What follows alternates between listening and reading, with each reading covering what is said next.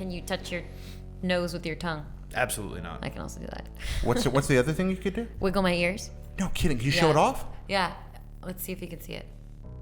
Ah! Oh. Whoa! Yeah. This week on Red Dead Radio, we can do some weird stuff with our bodies.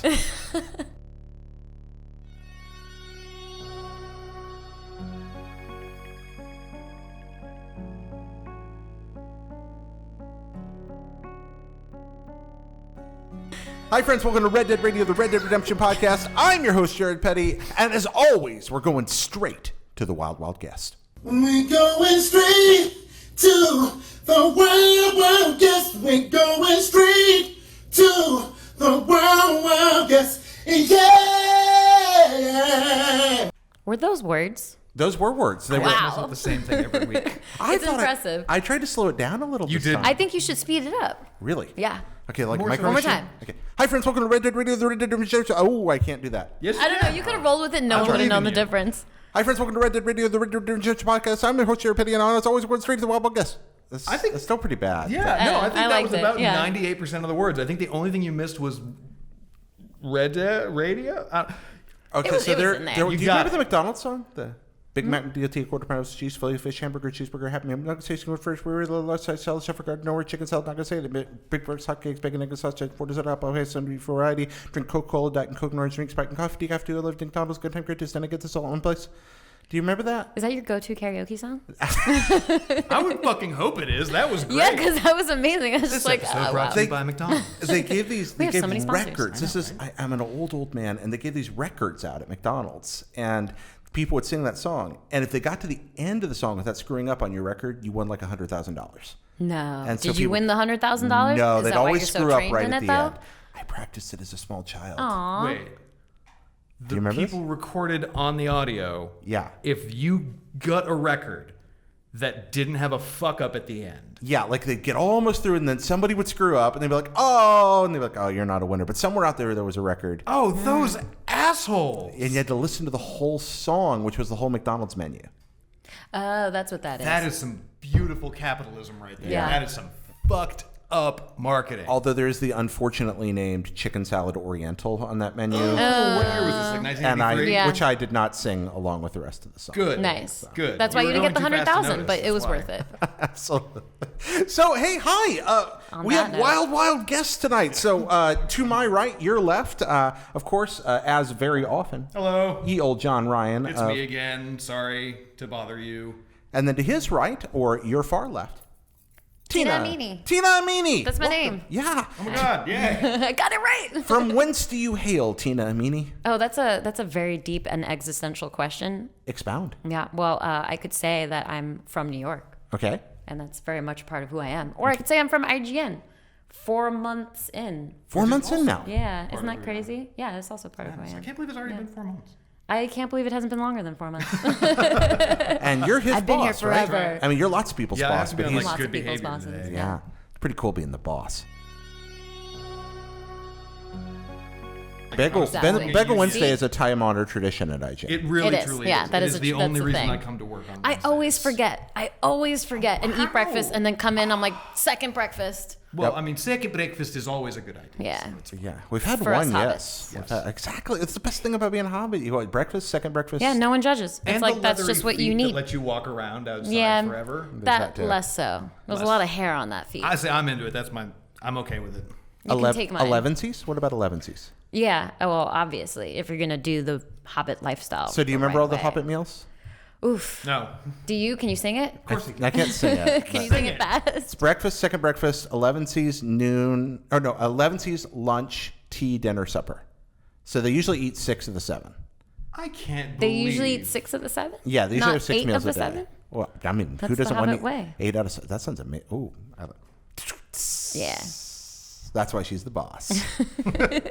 Yeah, Tina, I'm really happy to have you here. I mean, John Thank Ryan, you. you're okay too. But really happy We're to have better you. as a team anyway. Is that how, why, Yeah. what kind of team are you guys? Are you like crime fighters together? Are you buddy cops? Are I you? feel like we could be a pretty sick buddy cop. I feel like we duo. could be a buddy cop Hell film. yeah. Yeah. JR mhm. and Tina? Yeah. I like that. We just got to go like back to back, Oh, Charlie's 100% Angels the style. whole time? Yeah. Exactly. JR One of us is a hard-boiled detective Yeah. who plays by the rules. I think Where you are don't going play next? by the rules if you're hard boiled. Oh, you're the right? loose Yeah. cannon, hands down. Yeah, I'm just like firing off everywhere. Yeah. John Ryan talking to your mic.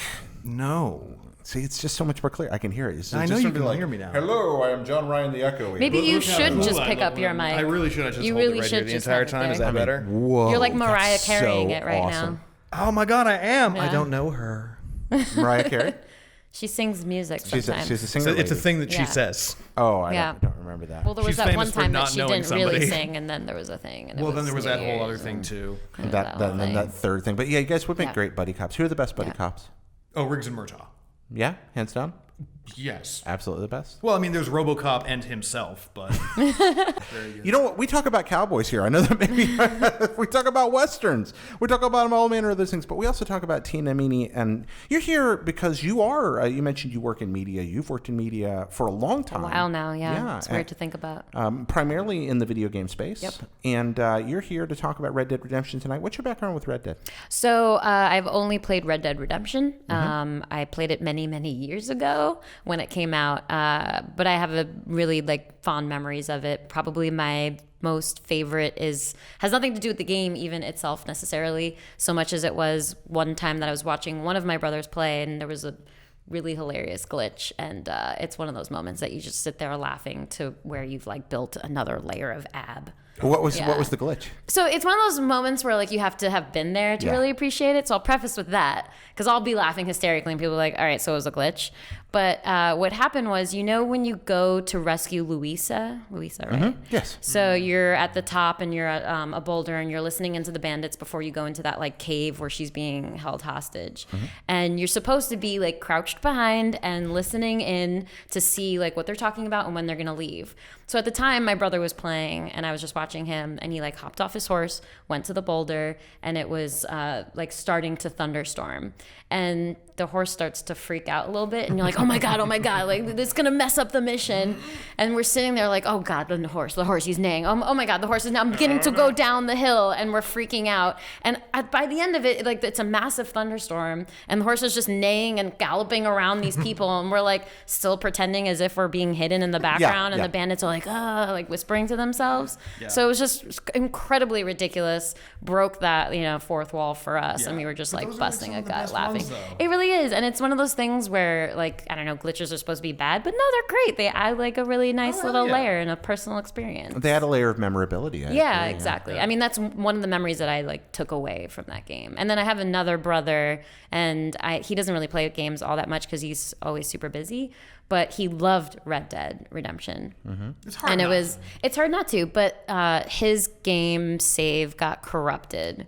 And so I think he was just about to go to Mexico, which is relevant for what we're about to talk about. Yeah. But yeah, he was just about to get there, and the save file corrupted, and he was like, "That's it, I'm done with video games." I was like, Oh, "No, no. Yeah, Ooh. I've actually considered replaying to get to where he was, and then hand him off the save file. I should do that. That'd be super yeah, sweet. I That'd should be, do that. Easy Christmas gift. Right? Right Yeah. there. And it's so much more thoughtful than buying some ridiculous $500 whatever and thing cheaper. that he.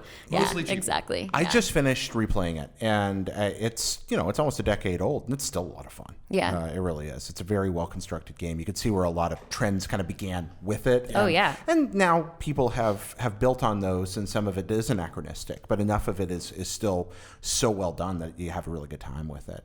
You do kind of to look at John now and go, wow, everyone in the entire West is taking advantage of you. Please stop doing what other people want. But honestly, y'all just feel for the guy most of the time. Yeah, I mean, it's also that's the curse of a video game protagonist, though. That you'll Talk feel for into the them. mic. That's the curse of a video game protagonist, though. It's just going to become a running gag now. It really is. It really is. Is this better? That's How's much that? better. Okay, It's cool. so much better when Good. you do it. Thank you. I'm sorry, everyone at home, for ruining Jared's podcast. No problem. What's your favorite? John, you write guides for a living. You encounter glitches constantly. Oh, yeah, playing. absolutely. What's your favorite glitch? Off the top of my head, I really love, not to knock the series because I know a lot of people give Assassin's Creed a lot of shit. Mm-hmm. And I don't. A lot of people like the whole Unity thing, for example. I played that game for fucking 55, 60 hours, and I never had a single fucking problem with it. But I do love when they have cutscenes that are sort of not fully rendered cutscenes, but taking place within the open world. And so you still have NPCs wandering in and out. So like you'll have like Edward Kenway and somebody like crouched down in a bush having a very serious conversation. And then like some dude in a petticoat will just like smash through them and like into the bush and then out the other side. It's just goofy. Market. It's so good. Yeah, I like that little dose of unreality. I'm really wondering how that's going to contrast. Rockstar's made no secret of the fact that they want this to be an immersive, hyper-realistic experience, that you want to feel like a citizen of a real world, just a part of a large ecosystem. Yeah. So glitches are going to be all the more jarring when and if they happen. I'm kind of wondering how that's going to play out, or if. That's the charm of video games. Yeah, I mean, it's sort of something that they are, I know, being super conscious of. Like when we saw it a while back, they told the story about how like there was a problematic glitch that kind of ruined that immersion, not in the way that it normally would, like a guy walking through a cutscene. But so like the horse mechanics that we've sort of discussed a little bit before, like, you know, your horse is really a secondary character for you. You have to take care of it. You have to bond with it. You have to care about it. And in a lot of ways you might feel like it cares about you, but like there was a situation where one of the developers was riding his horse out in the middle of the desert, and it, you know, basically busted its leg, and he didn't have any medicine for it. And so he ran off to town and like tried to get it, and like he came back and he found it dead, and it was just like, oh, the horse is dead. Shit, like my friend died out in the desert. You're ruining our day. Yeah. Alone. So that's not really a glitch. That's just a casualty of the not the glitch. ecosystem. Oh. That moment in and of itself to him, he says, was like super heartbreaking. He was like, oh shit, this is like the essence of this game. It's creating bonds with creatures and people organically, and then having, you know, big narrative moments happen because of actions or inactions that I took. What then happened was, for shits and giggles, he hit the call horse button and horse popped right back up into existence, completely negating any emotional weight that moment carried. Because was he like in a dev mode? Yeah, it was just, you know, it was like 2.5, 3 years ago. So it was a very, very, very, very early, barely even. And now you can't do that anymore. So they're like, oh my goodness. But that was the thing. I mean, they built, they really had that moment where they said like, okay, we have to make sure that the horse. You feel like you're losing something. Yeah, everything costs something. That's the idea. I like that. I like EVE Online for that reason. I used to play a little bit of that. That costs a lot. Well, when you die, there's real penalties. Yeah. It feels just like real life. I have an actual favorite glitch and a least favorite glitch. Ooh, expound. Yeah. So favorite or least favorite first? Oh, at your leisure. Okay, so favorite glitch is, have you guys played Left 4 Dead 2? So one of my favorite games. Yeah, me too. But in Left 4 Dead 2, they introduced dual wielding. And you could do is when you're in the safe house or the safe room, you quickly swap between dual pistols and whatever the melee weapon was. So let's say like the frying pan. Yep. So you swap between the two of them rapidly, and you shove it into a corner because like, as you flip it, it kind of like chucks ahead. So you maneuver it into a corner, and then you sit there crouched in the corner, and you're just like quickly shuffling between the two. And after a while, it starts to glitch out, and your back starts to produce pistols. Oh, wow. And you do this so frequently and so fast and so often that it's just spitting out pistols from your back. And eventually it lags the game out. So the reason why you want to do this is because when you play on the most difficult level, which I believe is called expert, so when you play on expert level, it's just insanely difficult. Like a single hit from the tank will incapacitate you. Is that the survivalist one where there's like no HUD or anything, or is it just like the hardest? I think it's the hardest. I can't remember if there was any like tweaks to the UI. Okay. But If it's vanilla, then that's expert mode. Sorry. Then yes. Then that is the case. Game. So yes. So the reason why you want to do that is because when it lags out, you can kind of like predict the frames of where the infected or zombies were coming at you, and you just kind of like swim around them or like jump around them. And so the point it becomes of just running straight from safe room to safe room. And the only time where you actually have to engage with the infected is the tank, because you can't go to the next safe room without killing the tank. Right. So the tank becomes this interesting battle where like it's actually still difficult, because if you get one hit, you're incapacitated. Right. So you have to predict the lag. And the game becomes like fighting against the lag. So you like go up quickly, hit him, or like, you know, and then come back, and then he's like maybe has swung at you already. Right, and you don't know. Jump forward. It's like some kind of insane reverse speed running. That's amazing. Yeah. It is kind of. Yeah. Lagging. That's exact speed lagging. That's exactly what that was. But yeah, this was like back before I was even in the industry, and I just played that game to death. Even made some friends with people that I played the game with, and you start to see other people doing it, and you're like, what are they doing? And then you pick up on it, and you're like, crap, now I know this this like amazing cheat. So that's my favorite glitch All right. because it was actually Favorite? still funny. But the inverse. My least favorite was in Journey. So when I was playing that game initially, like through the first few levels or whatever you would call it, I would meet people, like we'd hang out a little bit, like, you know, dance around each other, but then ultimately part ways. Finally, towards the end, I started to spend like maybe half the game towards the end with someone in particular, and we made our way together. And you know, you're at the end when you're like shooting up, something happened where it glitched out and I lost my partner. And so this whole like climactic moment where you're supposed to be shooting up together and you reach the like summit and you're like seeing this beautiful last screen view, I didn't have my buddy there. So it was kind of heartbreaking. Something very similar happened to Angie the first time she played Journey. A glitch right at the end crashed the snow level and she lost her companion and she missed. Was much unhappiness in my heart. That is a terrible glitch in a wonderful game. But it also like kind of still speaks to the gravity of that moment because I felt the reverse of it, but I felt the same level of it, which is interesting. No, something gives you a sense of loss like that counts for a lot. Oh, Yeah. I'm excited about this game. I can't wait to love my horse so much. Die on you. Yeah, well, you Good. know, again, that's I'm glad my like, you know, awful video game moment has reminded you of your excitement for your horse moment. it has brought me great joy thinking about. Well, I mean, it's you know, what's life without a few old yellers, right? Yeah. You gotta have those. Oh God. Yeah. I mean, I guess. I am so naming my horse Glue. I can't wait. Call him Ajax. Ajax. Yeah. Yeah. Ooh. Or no, I'm sorry, not Ajax. Alpo. Oh no. There it is. No. I'm naming mine Backup. Backup. Yeah, after Veronica Mars. Oh, what happened? We're still here. Yeah, There it goes. Oh yeah, we got the weird light thing gonna happen again. Oh, we'll cut around that bullshit. Fans of the show, we're totally not cutting that out. Production quality. They need to see it. It's part of the whole show It's now. part of the organic Yeah. experience. Yeah, exactly. You live what we live. Yep. Moving on to the news this week. And that's right, we got, oh my goodness, we'll show that off later. So, Red Dead Radio 2 news of the week. This one from our friends right down the street at GameSpot. A weapon unearthed. Ooh. Red Dead Redemption What 2 could it be? is still a few months away, but Rockstar is already giving players a chance to earn certain items through another one of its games, Grand Theft Auto 5. Last year, the developer announced a crossover mission in GTA Online that would unlock a weapon in the upcoming title. It appears another similar tie-in has now been discovered in GTA 5's code. Drax.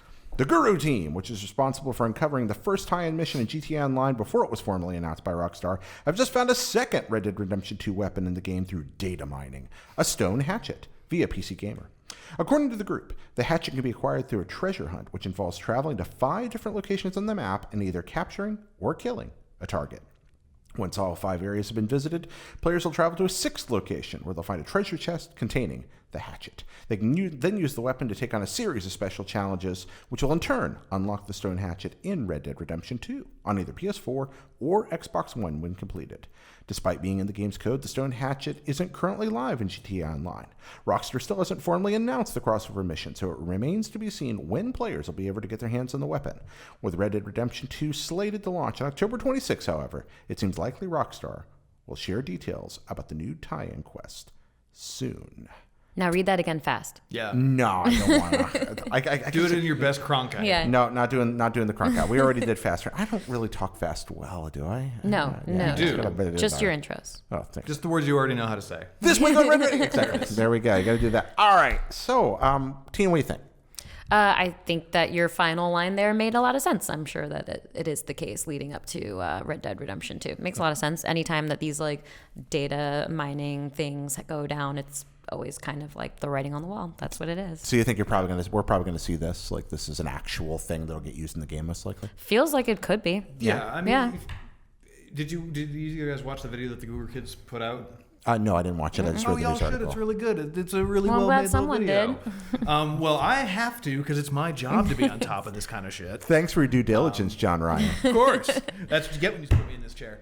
So they made a video basically showcasing it. I don't exactly know how they did that. I feel like it was with a like local privatized or like a local instance of the online world, and a bunch of weird PC hacks that I have zero idea how they actually did it. It's the same way that the Westworld characters beam themselves into space or whatever. They're using that same technology. Just fiction. Sure, yeah. Yeah. It's the GTA one's better written because nobody talks. All right. Oh my God, yes. Sick burn, right? Yes. Good. But it's neat. So basically, the way that it turns out, it looks too good to be a hoax. Okay. Is what I'm saying. A very roundabout way of saying it because sometimes I just don't words good. But like if you watch the video, it's too Like it's a very formalized thing. it's too accurate to be fake. Okay, so because hoaxes can be very convincing or look very convincing at first glance. I think about before the Switch came out. Remember all the Switch leaks that weren't switches? Oh, yeah. You know, and things But there's like a that. difference when people like mine through files. Exactly. Like it always means something. It might not mean what we predict it to mean. Like maybe it doesn't look the way that it does in terms of like quests and where items are exactly, Right. or So- how you achieve it, or what even the point of achieving it is. But normally it means like there's something in the game and it has something to do with that, and it's I going concur. to be real. Yeah. My main thing is sometimes stuff gets made for games that doesn't actually come out, but still remains in the code. Sometimes It's harder easier to pull just like something out than turn just it off, right, just rather turn than it like off. delete the whole thing. Yeah. Flip the bit and suddenly it's Yeah. not there anymore. Well, I mean, it also makes sense. You know, Red Dead is a precious few months away at this point. The After Hours update that they released for GTA Online a couple of weeks ago has seen and will keep seeing content updates. And it also, you know, Oh, there went the sun. It's motion detected, right? No, we have to No? go press a There are button. buttons, I'll so- go do Oh, that. so I know just where do it's this at. and it does nothing? no. Yeah, I I'm mean, not you helping. doing it. I'm not helping at all. No, That's- maybe if we all do it. definitely still going in the video. This Wait, we week have to on do Red the Dead Radio. wave. Okay. Ready? All right. Okay. Wait, I mess it up. I go this way. Right. There we go. Oh, I did it wrong. I did. Ah, Okay, you damn ready? it. You One ready? more. One more. And then bring it back. Am the I think only we did one it. that do the wave properly? I did it No, you did it. properly. You got it. You Okay. got it right. Yeah, then you're not This the only week on Red Yeah, I Dead know. Radio. All right, I'll go take the switch. Sorry, guys. This week on Red Dead Radio, we go crazy into the dark. Yeah. I think you should do a beard scratch test. He's going to leave this in, you know? Oh, I know. I know. Just because we were talking about it earlier. I'm gonna make it Yeah, real. exactly. Yeah, can you play a song on it? I mean, not really. Yeah. There's no real like rhythmic songs you can play with a beard. Yeah, it's just like 2 notes. Yeah. It's the same note. It's just So I think the lights just went off, but I think we're all kind of in accord that Stone Hatchet probably a thing. Yeah. well, I mean, it makes sense in that it introduces new mechanics to the game, like new objectives, new quests. So you know, Maud. Do you remember Maud from the core game of GTA 5? Yeah. She was Trevor's bounty hunter friend. Right. She's the one that gives you bounty missions to, allegedly at least, based on the video that the Guru Kids put out. Basically, Maud will give you bounties, and if you do 4 or 5 of those, then you'll get a mission or like a blip on your radar. And this is where I think it does kind of go into hinky territory, just because I feel like if that's how it was in the data mined version, I don't think we'll see it be exactly like it was in the video whenever it does make it to How come? live. Because it's too easy. Ah, okay. If you look at what you had to do for the last one, for the golden revolver, for the double action pistol, you had to like find a picture and then figure out where in the world it matched up to, and then do that like 4 or 5 times, and then find like a random fucking cave in the woods and shit. And Rockstar is really good at creating those quests. They're fun. Like, me saying it like that does not necessarily mean Yeah. that it's bad. It's fun, and it's a great new way to sort of dive around and explore parts of the world that maybe you haven't at all, or for a while. It also creates when people are looking for something for you, that creates discussion. It creates Oh, yeah, effectively of course. organic marketing out of Mystery. nowhere. Yeah. Yeah. Well, didn't they say there are like 5 points you have to go to first before you even are able to get to the hatchet? Well, so the video that they showed, it says you do 5 bounty missions, and like that could be it, Right. But that feels too easy. You need like a picture, like a I need jigsaw like a kind of- goddamn mystery. And then the cool thing too is to unlock it in Red Dead. Allegedly, you're gonna have to do like there's a challenge for get like 25 kills with it or something like that. Okay. And the hatchet itself it's one of the few weapons, if what is said is true, it's one of the only weapons that has like special properties, like buffs and shit. Allegedly, it has a thing where if you get a kill with it, you gain invulnerability for a brief period of time. Oh. Ooh, I can really want there stack. to be multiplayer and then a Mike Myers kind of like self-made community mode. Oh, that'd be great. I'd With love the that. hatchet. Yeah, Wait, you absolutely. mean Mike Myers as in Halloween? Like, Yeah, yeah, Not like, yeah, But baby. have you played Mike Myers in like Call of Duty games? So it's like an unofficial, I think unofficial. I don't think they ever made it official, but it's like an unofficial community mode where one person goes only knives and then everyone else is guns. that's a mode in GTA Oh, well, already. Like they've already got that. Well, then there you go. But now you can play it in free roam with. Well, now you can play it with a hatchet. Exactly. which I'm Yeah. 100% going to do. Where do hatchets fall in the pantheon of melee weapons for y'all? Tino, where hatchets top tier, bottom tier, mid tier? I would say closer to the top tier because I'm a like machete person too, and I feel like they're fairly similar. When you say I'm a machete person, is Yeah. this like a real life thing? Is Like this an a video game in-game, thing? yeah. An in-game thing? I mean, Okay. you know, when I'm walking from my apartment to work, there's just tons of like jungle all around, and I need to just machete course. my way through. Like, is Sometimes that you just not have to how you machete your way out of a commute? meeting, Like, yeah. yeah, I exactly. have absolutely macheted my way through a forest before. That is definitely. Really? Yeah. Oh yeah, I was up in What Pisgah forest? National Forest when I was a kid, and up there in the national wilderness. I'm going to tell and- Smokey on you. No, I was on a outward bound trip, and we definitely ended up off the trail. And rhododendron bushes are the worst thing in the whole wide world when you're wearing a backpack. So there was lots of macheteing for a couple of days. We How really old were were just you? bushwhacking. I was probably about 13. Okay. Maybe 14. You said kid, and I just imagined like 4-year-old Jared with his machete, like, get out of my way, See, jungle. but when I see 4-year-old Jared, it's still this Jared. It's just yeah, just really, Just really shorter. tiny. about 3.5 feet. Lot, And a machete lot more in his hair. hand. Lot more hair. Also, Not even. No, no hair, full beard. Yeah, don't ruin this for him. Dewey Cox machete fight, just like that, Yeah. because that's how he kills his brother in Dewey Cox. They have their machete fighting as children. That's right, And, yeah. God damn it. yeah.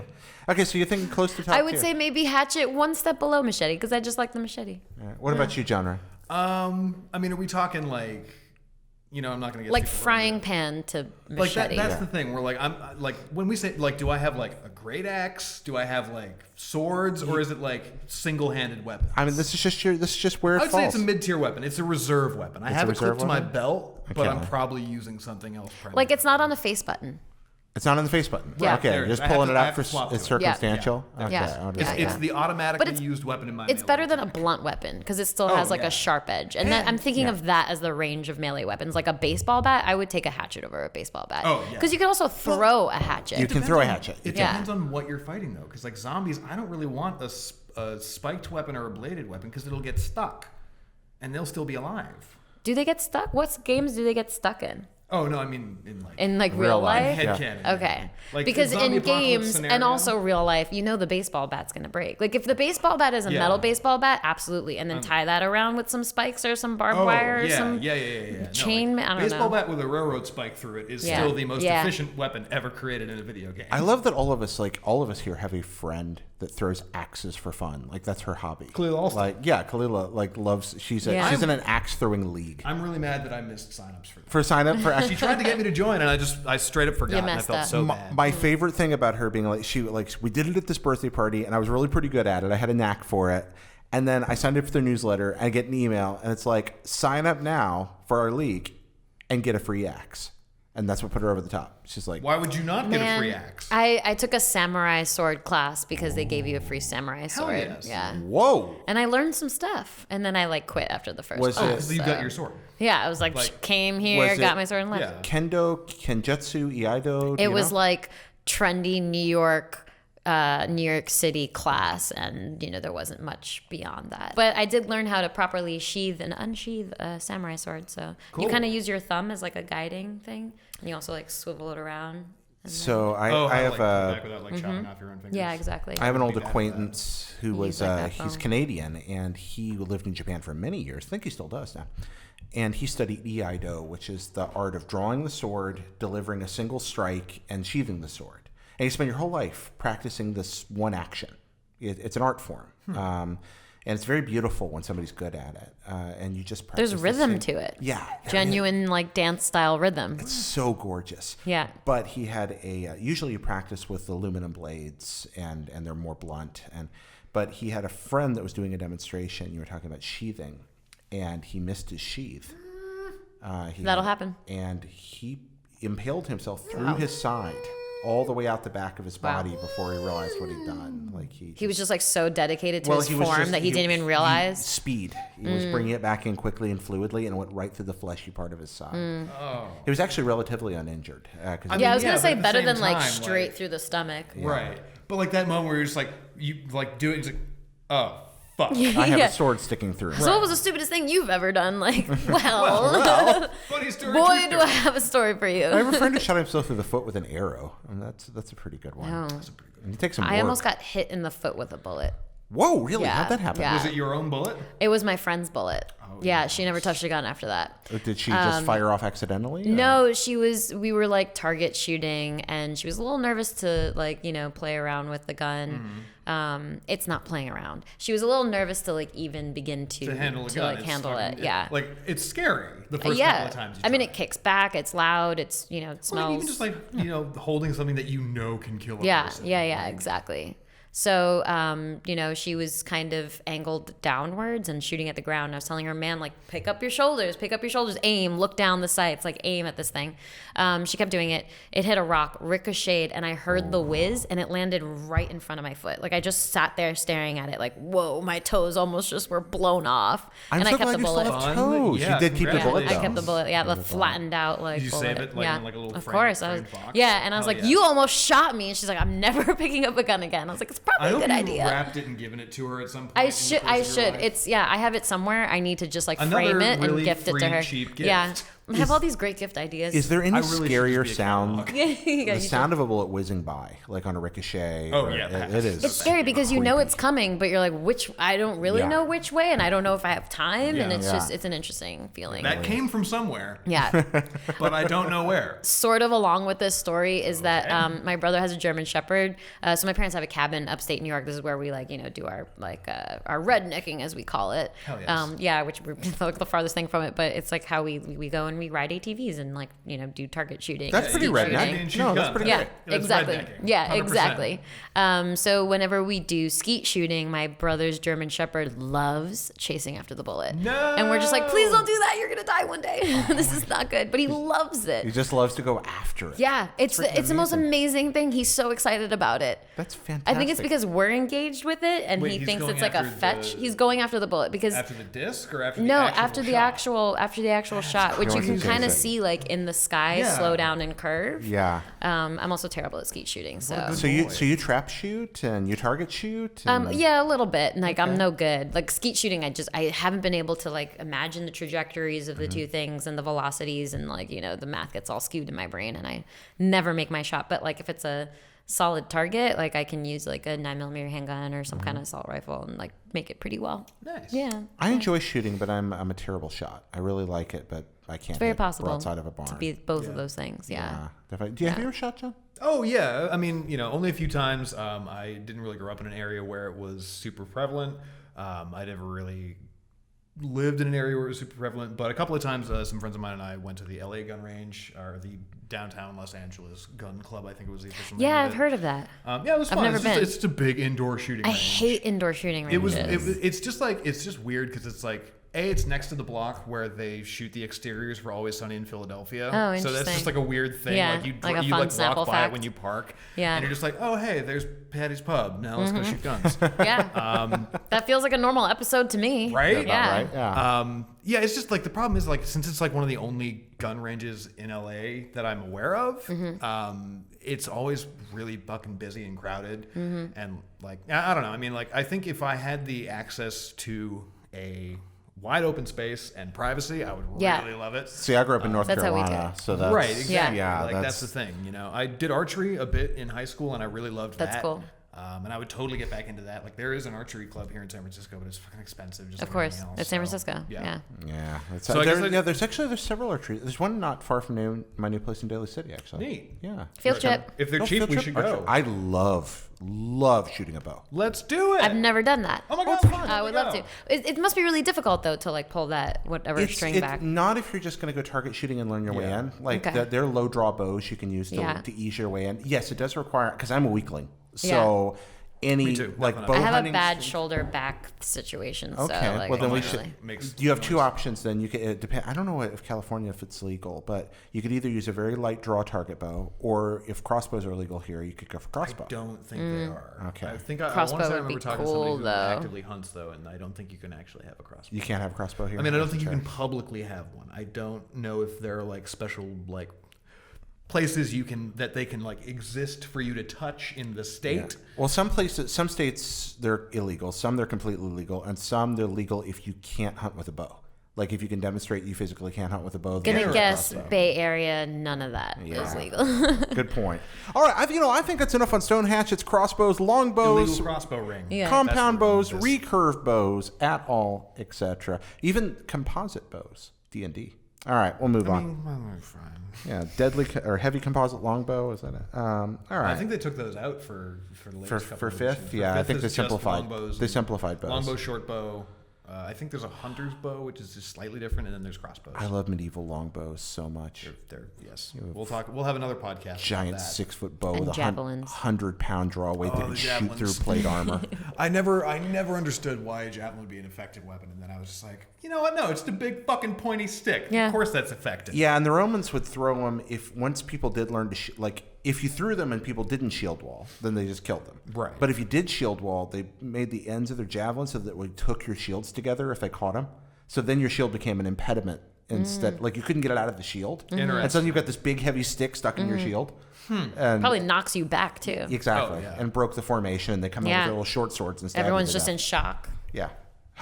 Man. I'm really glad you're such a font of knowledge. Yeah, seriously. No The two of faunting you. going over here. No, Plenty of whatever. faunting. Look at all this knowledge. I had no idea that you'd almost had your toes shut off. I know, You're yeah. talking Fun about over there time. shooting It was on my 9mm and birthday, assault too. rifles. Yeah. I was like, wow. Happy birthday! You get to Almost keep the your toes. last birthday. Yeah, exactly. Best gift ever. You know what? While we're still on weapons, we're just going This off is the a gun rails show here. now. That's right. But let's talk Red Dead guns. So what do you most want to shoot in this one? Ooh. It like in RDR2. game? Yeah, RDR2 in game. I know mine, so while you guys are thinking, I love the Lamont because historically that's a really weird, wonderful little revolver. That's a little 9-shot revolver Yeah. but in real life, the Lamont had a 9-shot capacity, and then also had a shotgun barrel built underneath. Oh, it's Ed Harris's gun from. It's Ed Harris's gun from Westworld. That's the Lamont revolver, and it has a kind of a mythic quality. It was used by a lot of Civil War generals because it was very rare and very expensive, and not a lot of people had it. If it has the shotgun shell in it, I totally want to use. That's one of it. Yeah. Like in the first one, it didn't I like have the the shotgun shell. versatility. Yeah. But yeah, you could click it, but because most handguns were single action in Right. the Old West, and not in the period of Red Dead Redemption, but before that. And so you click it back, and just there was a little thing, and that would the shotgun would go off. Interesting. Yeah. I'm super looking forward. I mean, I've always really just loved the Schofield revolver from the first one. That was Okay. always my go-to. It wasn't the strongest. It wasn't the most accurate or had the most ammo, but it was just like I liked the look of it. I liked the particular sound of it the best. And I think for long arms, I guess. I don't know, maybe a double barrel. Just a double barrel shotgun. They're always fun. They're always stupid. Yeah.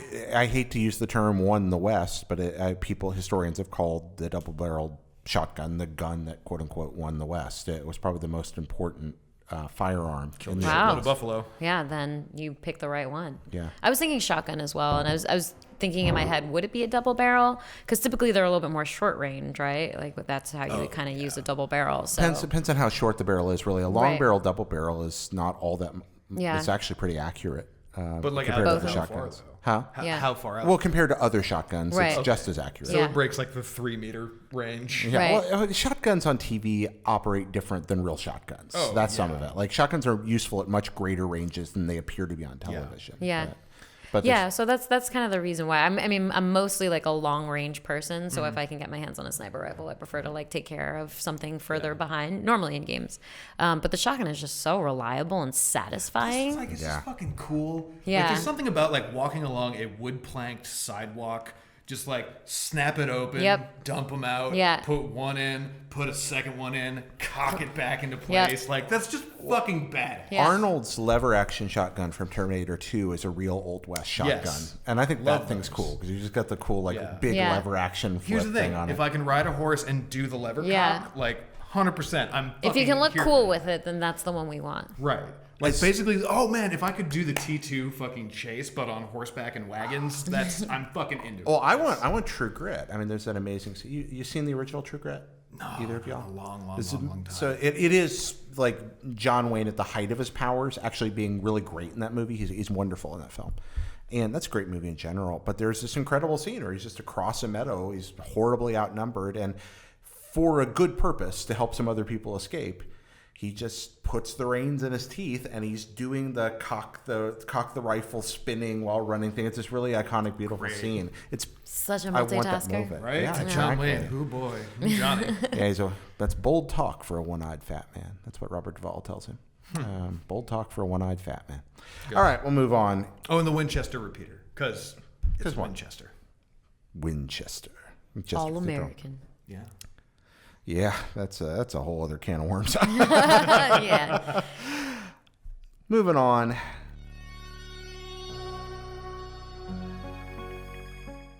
Hi, we're back, and it's science fiction. Tina? I know. What's going on here? Okay, so I've changed clothes. You've changed clothes. I'm a full different person, actually. Wow, Because really? JR was sitting here before, and I've morphed. Into him. Yeah, that's why I'm wearing a different shirt, because Okay. it's a combination. So you're It makes actually sense. John Ryan. Yeah. Oh, wow. I can't channel him. It's not No? going to work. Yeah. Not going to do sorry. it? I can't do Well, it. you'd have to have a beer, first off. Yeah, I think that's... this is just fizzy water. And I do love a good fizzy water. Yeah, It's nice we've cucumber fizzy bonded water. over that. Yeah, cheers. Bye. Yeah, shout out to LaCroix. There we go. Yeah, but so what's happened is I screwed up in the power preparation needs for our episode. The camera screwed up. The camera failed you. We went a lot longer than I originally anticipated because we were having a great time, and we lost the ability to record the rest of the episode. So now it's the next day, and Tina, because it's a time warp, very strange things have happened in the last 12 hours or so. Yeah. This is the problem with the constantly churning news cycle. It's like you record an opinion and then, oops, that's different. So we had this discussion about, is the Stone Hatchet real? What's coming? Well, turns out... Wouldn't you know it? It is.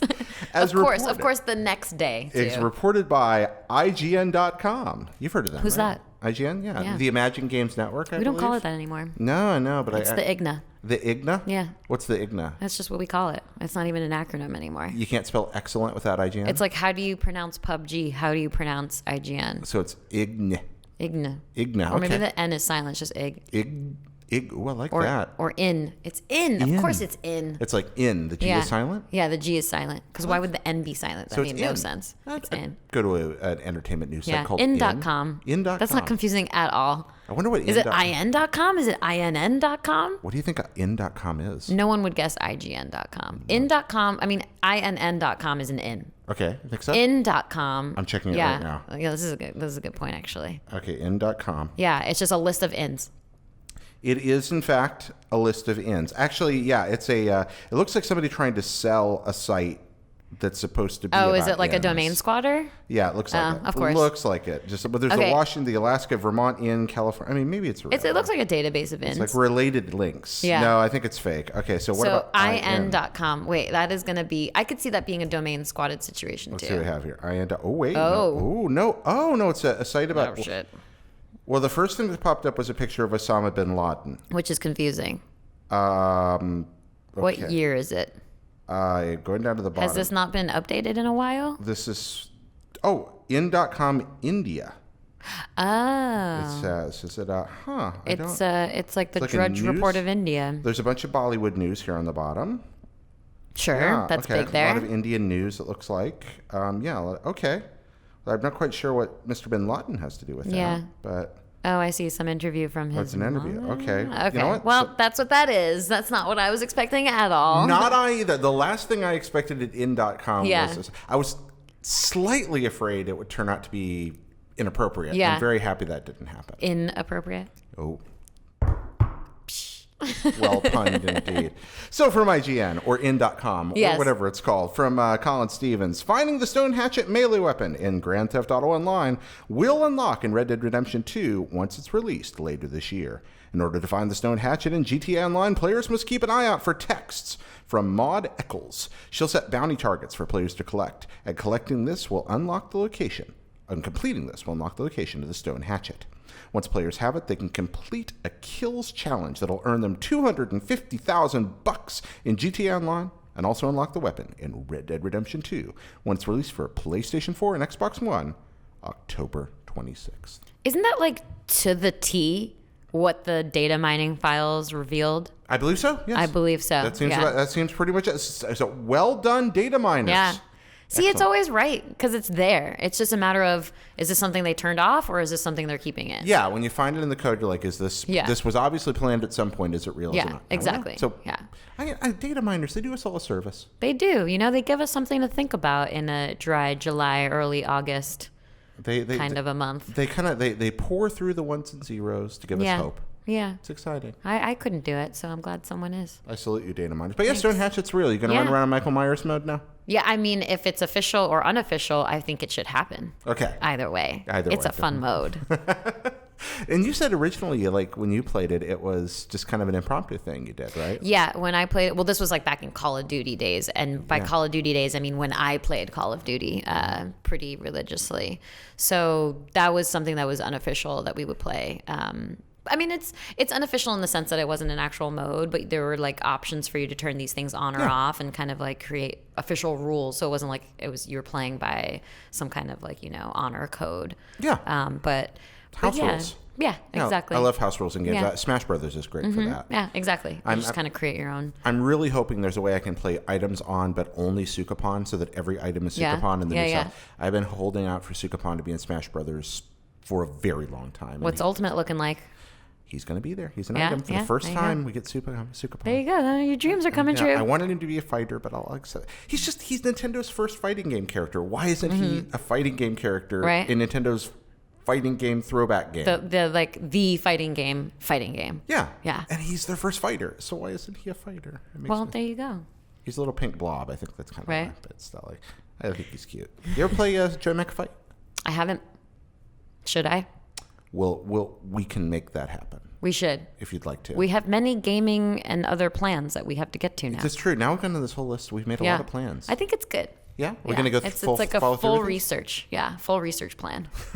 So we're going to follow through with this? We should. I mean, you're telling me I should play it. Yeah. You have access to it. I do. I have it. Then we should make it on happen. my shelf. I've got a Retron 5. We've got a TV back here. Get a FrameMeister, plug it in. Oh, we do have it. Ooh, yeah. Wow, that's why it's here this whole time. Yeah. Joy Mech Fight, friends. It's fun.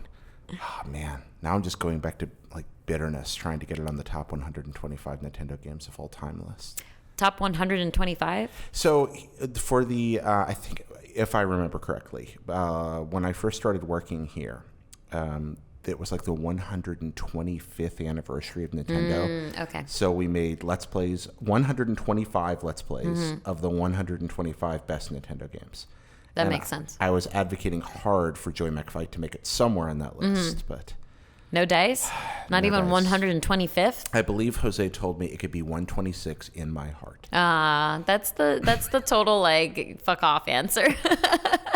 You're not getting it, and I'm just placating you answer. I think so too. But yeah, we update those all the time, so you can still make your case. Okay, how can I do that? Well, if I play it, I might be able to support your case. That's right. Yeah.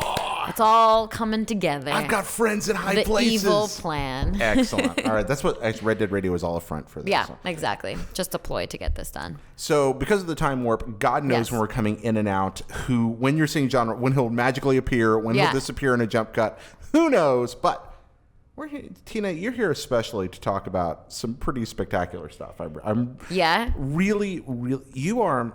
Now, I didn't tell you this before you came on. You prepared for the show meticulously, which I as I do with all things. Which I appreciate. It's too much. It's crazy. I'm crazy. During E3, one of my guests, Yami Avendano from Twinfinite was on. And she kept kind of changing the different stuff she wanted to talk about because she would get excited. Because that's, do you know Yami? Mm-hmm. Yeah. Well, not personally, but yeah. She gets energetic and off she goes. It's great.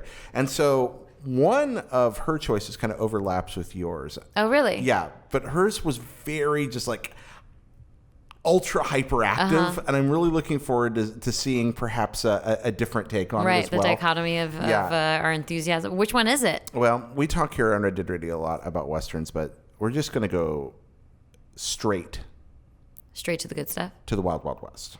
That's the one. I knew it was going to be that one. Yeah. So this is actually a terrible movie. Okay. I mean, it's interesting because I was thinking like, what are the Westerns that maybe didn't like leave an impression on me, but I didn't have like that classical kind of experience with it. Like, I think I appreciate some of the classics, but it wasn't like I was voraciously consuming them and watching them as a kid and you know, kind of connecting to them. But Will Smith, 90s, you know, is kind of my era of being a kid. And it was his era, almost his heyday, back before he became more of like a serious actor. You know, it's back when he was doing theme songs for his movies, which was just such a good time, right? Oh, what's your favorite Will Smith movie theme song? Well, I mean, I would say Men in Black, but I actually really like The Pursuit of Happiness. I think he did a really good job. But it's not the kind of Will Smith I'm talking about. That's the more new age Will Smith. Okay. But I just really like that movie. I thought he did a good job. And I really liked that it was his son that was his son in the movie. And I really liked that he made his son audition for the role. And it wasn't just like this nepotism kind of thing. Just worked really well. Yeah, exactly. Like they just had that kind of dynamic. So I really like that movie. But it's Men in Black, right? Like it has to be. Yeah. So can you sing any of it for us? Sorry? Can you sing any of that theme for us? No. No. I thought I'd give it a try. Every now You and do then. it. You're better at this. No! I'm trying to remember what that. the lyrics even are. That's it. Here Something- come the Men in Black. Yeah. Galaxy Defenders. Here come. Yeah, I should not try to do this. This is a bad We should idea. just put it on YouTube right now. We could. And Just yeah. I'm pretty sure we'll get a takedown notice. Probably. Although we do occasionally go straight to the Wild Wild guest on this program. But let's head back to the Wild Wild. So first off, Yeah. you did have the tie-in song. He and did, yes. that hook, like It just like wraps the whole Will Smith package in a It's Will 90s bow, you right, know? you got Will Smith, you got Drew Hill there, you got our friend of the show, Cisco, hooking in there. Just that wonderful. But Yeah. then that Wild Wild West gets in your head. There's no escape. Yeah. So that's Will Smith leading it. But then the film, Kevin Kline, Will Smith, Kevin Branagh, Selma Hayek. That's Interesting kinda combo. Yeah, that's kind of your core crowd. Yeah. As a kid watching this, what was the appeal? What made you want to watch this movie? Was it just the presence of Will Smith, or? I think it was probably predominant because I like all of those characters, but I think predominantly he was such a specific kind of character, and he wasn't even, I forget his in the movie his name. Jim West. Jim Desperado. West. Yes, that's right. It wasn't even like Jim West so much as it was Will Smith just being Will Smith. Yeah. And there's something super charismatic about him, kind of like, you know, gallivanting around and being really conceited and but in a like kind of a suave way. But I like the dynamic because it's kind of like a buddy cop film in a way between the two of them. Ooh. That isn't it like they're partners? They work for the government Yeah. and they're taking on crime essentially. Different personalities, but they work well together. Like they obviously like they each clash, but they don't work well together. They do work well together, but they do clash and their personalities clash, but they learn from one another. There's even a little bit of character arc involved, but it's a super cheesy movie. I mean, I could talk about anything super seriously and dissect like character motivations and their progression and in their morality and how they've bonded as friends, but ultimately it's still a pretty cheesy movie. So what's the draw of it? You said at the beginning this is a stupid movie, or did you say stupid or bad? You said bad movie. Cheesy, goofy, silly, like it's a bad movie. Yeah, it's kind of because it's not the kind of thing where I would put it on any top lists. I think it's the kind of thing where if it was on, like if I was at my parents' house, because I don't have cable, but my parents do. So if I was at my parents' house and I'm flipping through the channels, I would probably like leave it on. Okay. If Wild Wild West was on. What are we going to do it's enjoyable. for our children? Like our parents all have cable, I know, and none of us yeah. do. We're just going to have to get like cable? create a schedule where you put things on Netflix and you're like, oh, this just happens to be on. Okay, and just leave Just it so running. that they can get the experience, you know? Wow. Or maybe Yeah. they'll move away from television completely. I think I've moved away from cable completely. Yeah. I don't have cable. Yeah, I don't know many people who do. I, Except my parents. It's like a thing that your parents have. I just feel like we should have it for the sake of our children, but maybe not. Just to have that flipping through the channels experience. Or maybe they'll have cable and they'll be like, "What's wrong with you with streaming?" Like, But it is cool because they don't have to live through things that we live through, like maybe you don't have to subject yourself to Wild Wild West for the 15th time just because it's on TV. Maybe if nothing good is on TV, you put it down and you go play a game or you read a book or go hang out with friends or something. So I think it's probably a little too intoxicating to have that. Like, I can just sit here and watch this in the background, I guess. Instead of having to hate watch something. Yeah. Like, because you're going to sit down to watch something because you want to watch something, but that's also a total lie because I have things running in the background like at all times, just for the white noise of it. So I guess that's the equivalent. So you have these memories of Wild Wild West then. I mean, is this a movie you're going to go back and watch? Like, do you find a glee to it? No, I mean, I rewatched it recently in preparation, and I still don't remember so many details about it. But don't worry about that. It's not a particularly memorable movie. It's really not. I mean, there are a couple memorable moments, but it's really not. And it's not even particularly funny if you're talking about it from like a dialogue point of view, but just like the dynamics and of the characters and like the situations they get themselves into, and just the sheer ridiculousness of it all, because it is a Western, and this is like a theme with my selections, is that it is a Western, but it's got this kind of spin to it. It's this like steampunky Western, with this fantasy kind of element. It definitely has that. And is that, I mean, without just writing it, because some people really do enjoy it, what's the appeal? What are those standout moments? What makes it stick for you?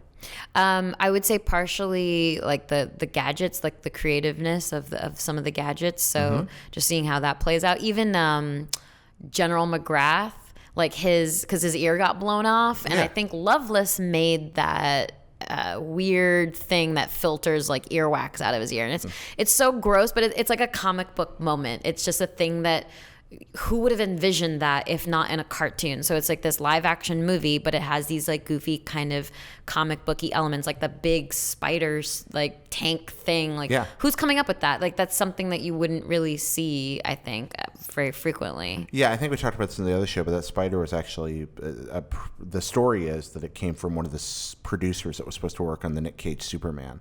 And he was just obsessed with having a giant robotic spider in one of his movies. And they're like, God damn it, we have to use this for something. We paid for it. That is apparently what happened. That's the story I've heard. Yeah. I they put it to good use. Yeah, it's a giant robot spider. People remember it.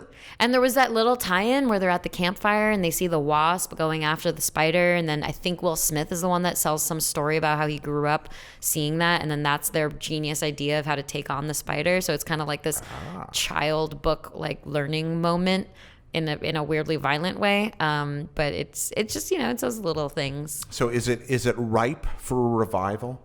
In terms of like a sequel or like a reboot, or just watch watching another it again? Wild Wild West movie? I mean, let's say a reboot. Like a sequel. Or do you think it's just one we should leave behind? It almost feels like it's not a genre that we don't really do anymore, but I feel like our media has gotten either incredibly dumb or incredibly much more thoughtful and serious, like film from them. We don't have that like middle ground really anymore, I feel. Expound.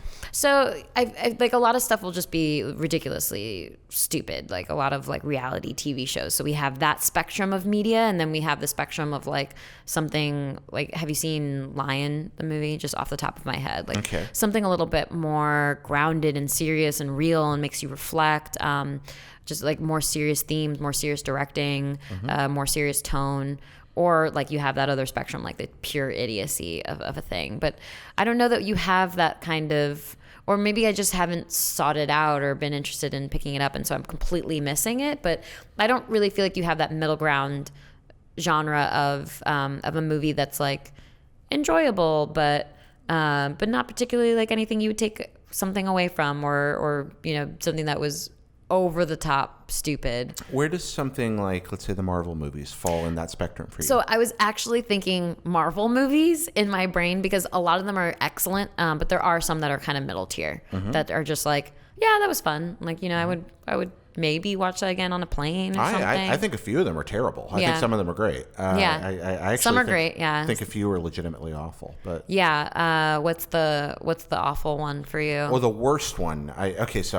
I get in trouble with my audience for this. Not the worst one. The worst one is Iron Man 2. I think that's, in my opinion, Iron Man 2 is bad. I thought the universal worst one is The Incredible Hulk, which I haven't seen.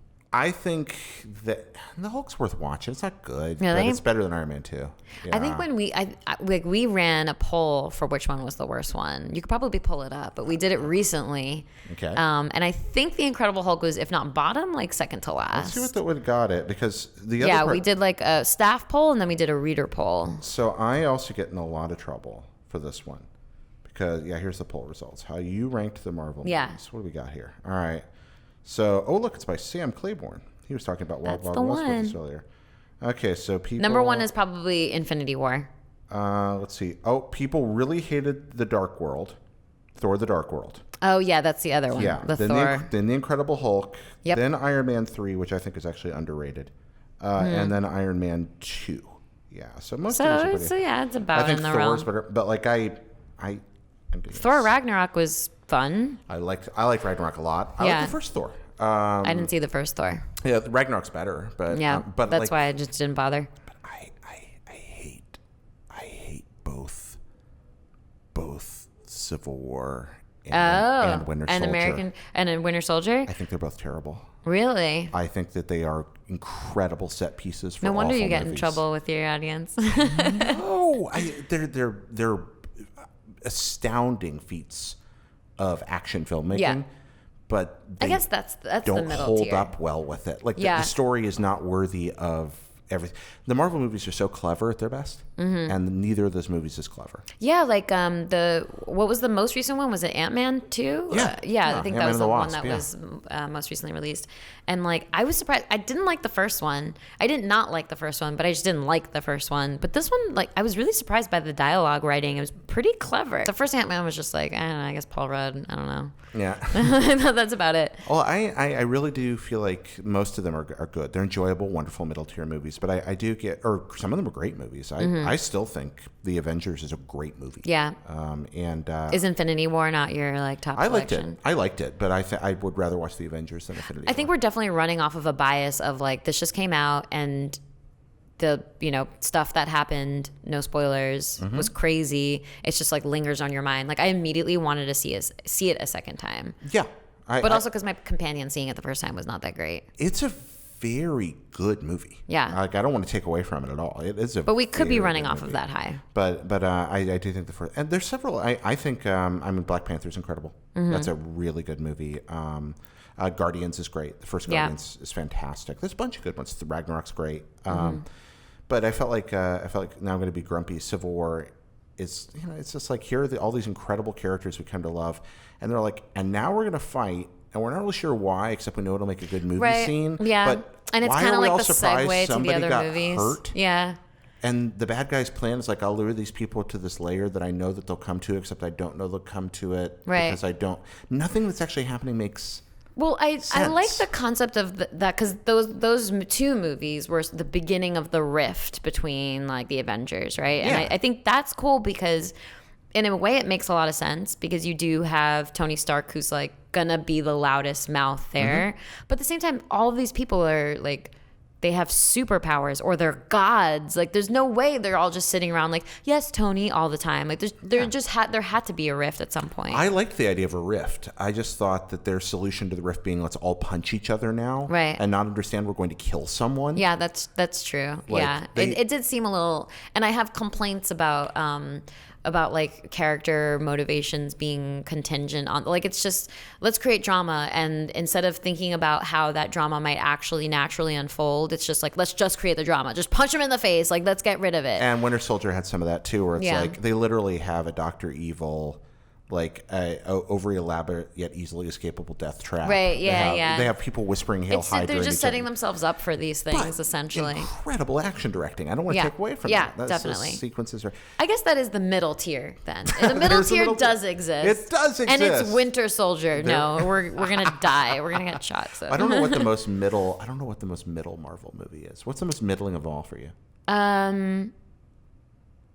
don't know. I think like Thor Ragnarok was really cute and all, but it just like I would never want to rewatch it. Oh, okay. Necessarily, which is funny because I think I have watched it a second time, but this is like plain rules where your normal taste does not apply. We didn't plan this segment at all, but I would be remiss not to point out that I work a lot with Kind of Funny, and they have a show called MCU in Review, where they went through every one of these and ranked them one by one. You can watch the show and rank through them. So that's definitely one to check out. They're wrong. Their list is completely wrong. What's their middle tier?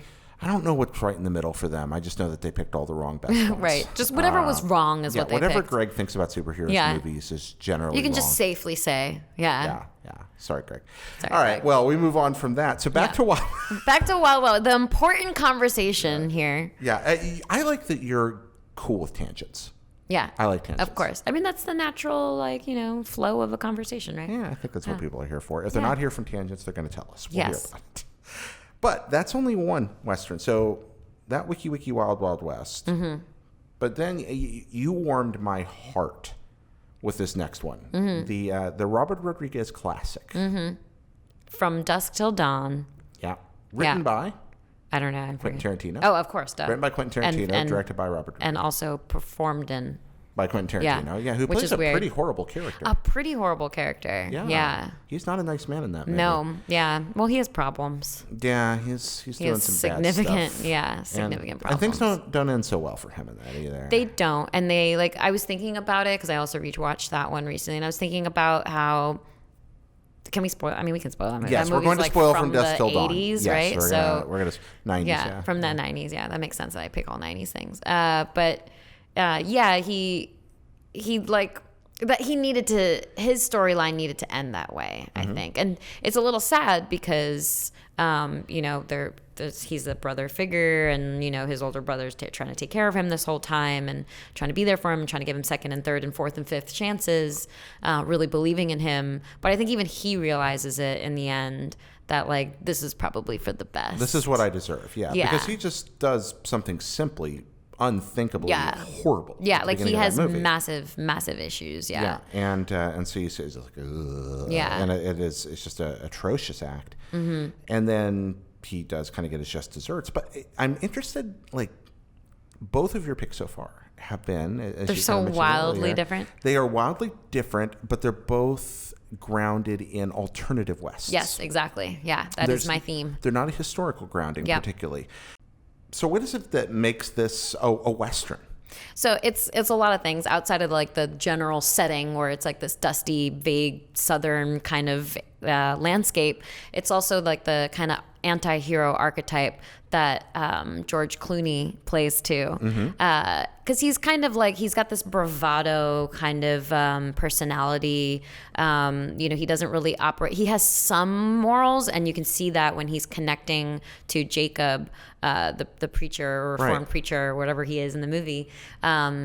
You can see it when he's connecting to him and saying you have my word, so he has these honorable moments, but at the same time he's a thief and he operates on his own justice system. Right. And he's protecting his brother who's an absolute monster. Yeah, exactly. So he has this familial bond and this bond to honesty and his word and all these kind of masculine ideas, but at the same time he's a rebel and he operates on his own rules. And when he goes into the bar and someone tells him I don't remember if anyone told him that's my seat, but that's the kind of thing he would react viscerally. Yeah. There's a lot of it literally is the gunslinger walking into the tavern. I mean, most of the movie is set in the barroom. Yeah. It's the saloon. Yeah, it's the saloon. Yeah. It really is. He's a gunslinger. It's a saloon. There's Yeah. a cast of archetypical characters.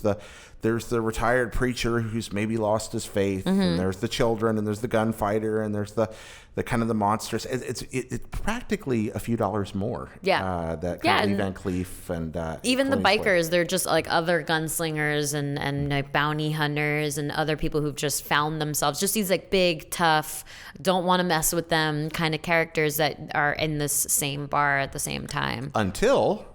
Until they realize there are other people at the bar, and they are not really people. They are vampires. That's right, because what a good Western needs is vampires. Yeah, exactly. We've been arguing this. You've watched some Red Dead Radio. Our hope is that Undead Nightmare is the eventual online mode expansion. Yeah. That there's a giant werewolf vampire. I want Twilight Just with go cowboys. full on. I was gonna say, just go full on Twilight. Exactly. Yeah, full Twilight here. Yeah. I want it so bad. Yeah. Ghost It Rider. could be an interesting mix. I mean, I actually sadly never played Undead Nightmare. I don't know why. It was just one of those things where it came out. I was busy doing other things, and then people said it was good, and I was like, I'll do it, and then onto the backlog it goes. Well, it's a very clever way for them to, in an era when, I mean, GTA has an interesting online, or pardon me, not GTA, Red Dead Redemption has an interesting online mode, but it was a way for them to reuse assets in the story mode in a different way. Mm-hmm. They could use all the character models and locations and just change everything up story-wise and effectively make a second game without having to make a bunch of new assets. Yeah. It's really cool. And it did it really well. Mm-hmm. And that's kind of how GTA Online did it. They took the same settings and the same models and were able to, and then they just built on top of it new material. I suspect they might do that with Red. We want some vampire assets. Who doesn't want some We vampire? want some undead assets. Yeah. I love that stuff. But yeah, it does make for like a weirdly fitting combination. And I like it because instead of having, because in the beginning you have like the bikers and the truckers and whatever, like I'm more strong than you, kind of like dick measuring contest between all of them. Right. But by the end of it, they bond together. And I really like that because they all like have this visceral like dislike of these vampires. And it's not Twilighty in the sense that like they're not these sexy vampires either. They're gross. Even Salma Hayek, who's beautiful, especially in that movie, but like she turns into a similarly gross vampire. And it's not about like a romanticization of vampires. It's just about like an us versus them thing where the humans can bond together, and they actually do an amazing job. And I like that too because vampires are traditionally like they're immortal and they have super strength and all these other like really grand qualities that would make them theoretically like invincible to, well, they kind of are to humans. Yeah. But even these like mere mortals, because they're just tough and like they're kind of violent and they have all these like weird gadgets and guns and like whatever, knives hidden in places, they bond together immediately and they kick ass. Yeah, it's great. You find yourself rooting for them almost despite yourself. They're smart, they're tough, they're fun. And then you have the weird folks in the bar it never gets too serious. You have Tom Savini as Sex Machine. Yeah, so that's the funny thing. I was just thinking about him too because he goes and he rescues the daughter and at one point, and you're like, oh man, it's like such a cute bonding moment. Like he came and saved her, and she's like, oh yeah, my name is, I forget her name in the movie. Yeah. She's like, yeah, my name is whatever, Sarah maybe. Oh, who cares? And then he turns around, he's like, yeah, Sex Machine, just like totally straight faced. Exactly. But you can tell like maybe in another setting he would have grossly hit on her or something. And so it's like it's a situation where you remember who these two characters are. I don't want to think about that. It's Juliette Lewis, right? Yeah, exactly. But the thing is that like in this context where there are vampires, they're just like, all right, we have to set aside all of our social bullshit because we might die tonight, and we're just remembering that we're humans and we have each other's backs because we're humans. But then of course it comes full circle and it comes back around because when Sex Machine gets bitten, he selfishly hides that from the group. I've never understood that, by the way. The hiding it from the group. Yeah, thing. it's like you're gonna die. Yeah. And you're just gonna screw everyone else over in the process. Yeah, I love Shaun of the Dead, but when Shaun's mom is like bitten, like why doesn't she? Yeah, just I mean, I get it, immediately- fear, I guess, but I don't know. You just I gotta don't tell know. people. You just gotta tell people. I think what it might come down to is, you ever been sick and then someone treats you like a sick person? Yeah. Yeah, I think it comes down to maybe that. Do you where not it's like me to be treated as a sick person? Well, it depends. If it's like someone's like, oh, you should, because I do the respectful thing of like, I'm not going to go and hug someone and smother my germs all over them. Okay. But some people react also the other way of like, oh, you're sick, like don't even look my way, kind of. spurned Yeah, entirely. Exactly. Because you're never going to get sick in your life too. Like it's going to happen. I'm sorry. I hate to break it to you. When I'm sick, I am the most giant baby. And, Yeah. Oh my gosh! Like I'm just like someone Yeah. somewhere care for me. Yeah. I can't move. It's So pathetic. that's What do you different. like me If to say? someone's gonna treat you like a sick person in that way, where they take care of you and like, here's some Advil or whatever it is that you need, that's great. But yeah, I don't know. Maybe they don't want to be treated as like the bitten, because it's dehumanizing. Yeah. You don't want to be treated as just as I was gonna say zombie. You don't want to be treated as just a vampire bite. You want to be treated as the person who's about to die from a vampire bite. Makes and sense. I don't think that From Dusk Till Dawn would get that deep with No, it. I think it was just like Sex Machine. He doesn't care about anybody but himself, probably. So that's why he And did that. His codpiece revolver. Yeah, exactly. There's those little gimmicks that keep it funny. But Yeah. the vampires are gross and awesome. Yeah. And the end is exciting. And Robert Rodriguez is one of my favorite method filmmakers, like the way that he makes movies, kind of very, very chopped together and very he makes them quickly and he makes them dirty, and I like that style of filmmaking a lot. And Dusk Till Dawn is probably my favorite expression of that.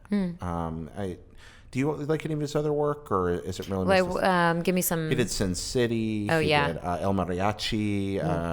Once Upon a Time in Mexico. That stuff. Yeah, Once Upon a Time in Mexico and Sin City. Yeah. Okay, that's him too. And all the Spy Kids movies. Yeah. That's interesting. Shark Boy and Lava Girl. Yeah. Yeah. I know I watched one or two of those at one point. He made it for his kids.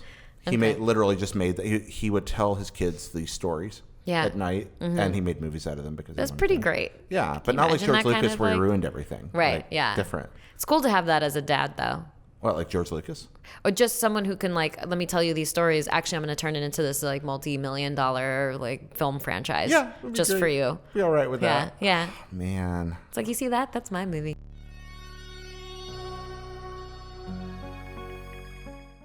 Yeah, I just like water parks. Do you like water parks? I love them. Hate roller coasters, but love water parks. Expound. So I used to, when I was a kid, I loved roller coasters. I'd be the first one, once you're down, I'd be the first one right back up on the line. Okay. Cannot handle them anymore, turns out. And I had to learn that the hard way, by the way, because I had no idea. And a group of my college friends and I, we did some kind of reunion that we organized between each other, and decided to go to Six Flags. And I was a trooper, might I say. I went on several, it was like Six Flags in New Jersey, and I went on several of the rides. One was your feet are dangling, and so you get turned around on your side quite a few times. I remember I had to kind of talk myself down from freaking out on because I just wasn't feeling well. So I was just like, you can do this. It kind of psyching myself out in my head.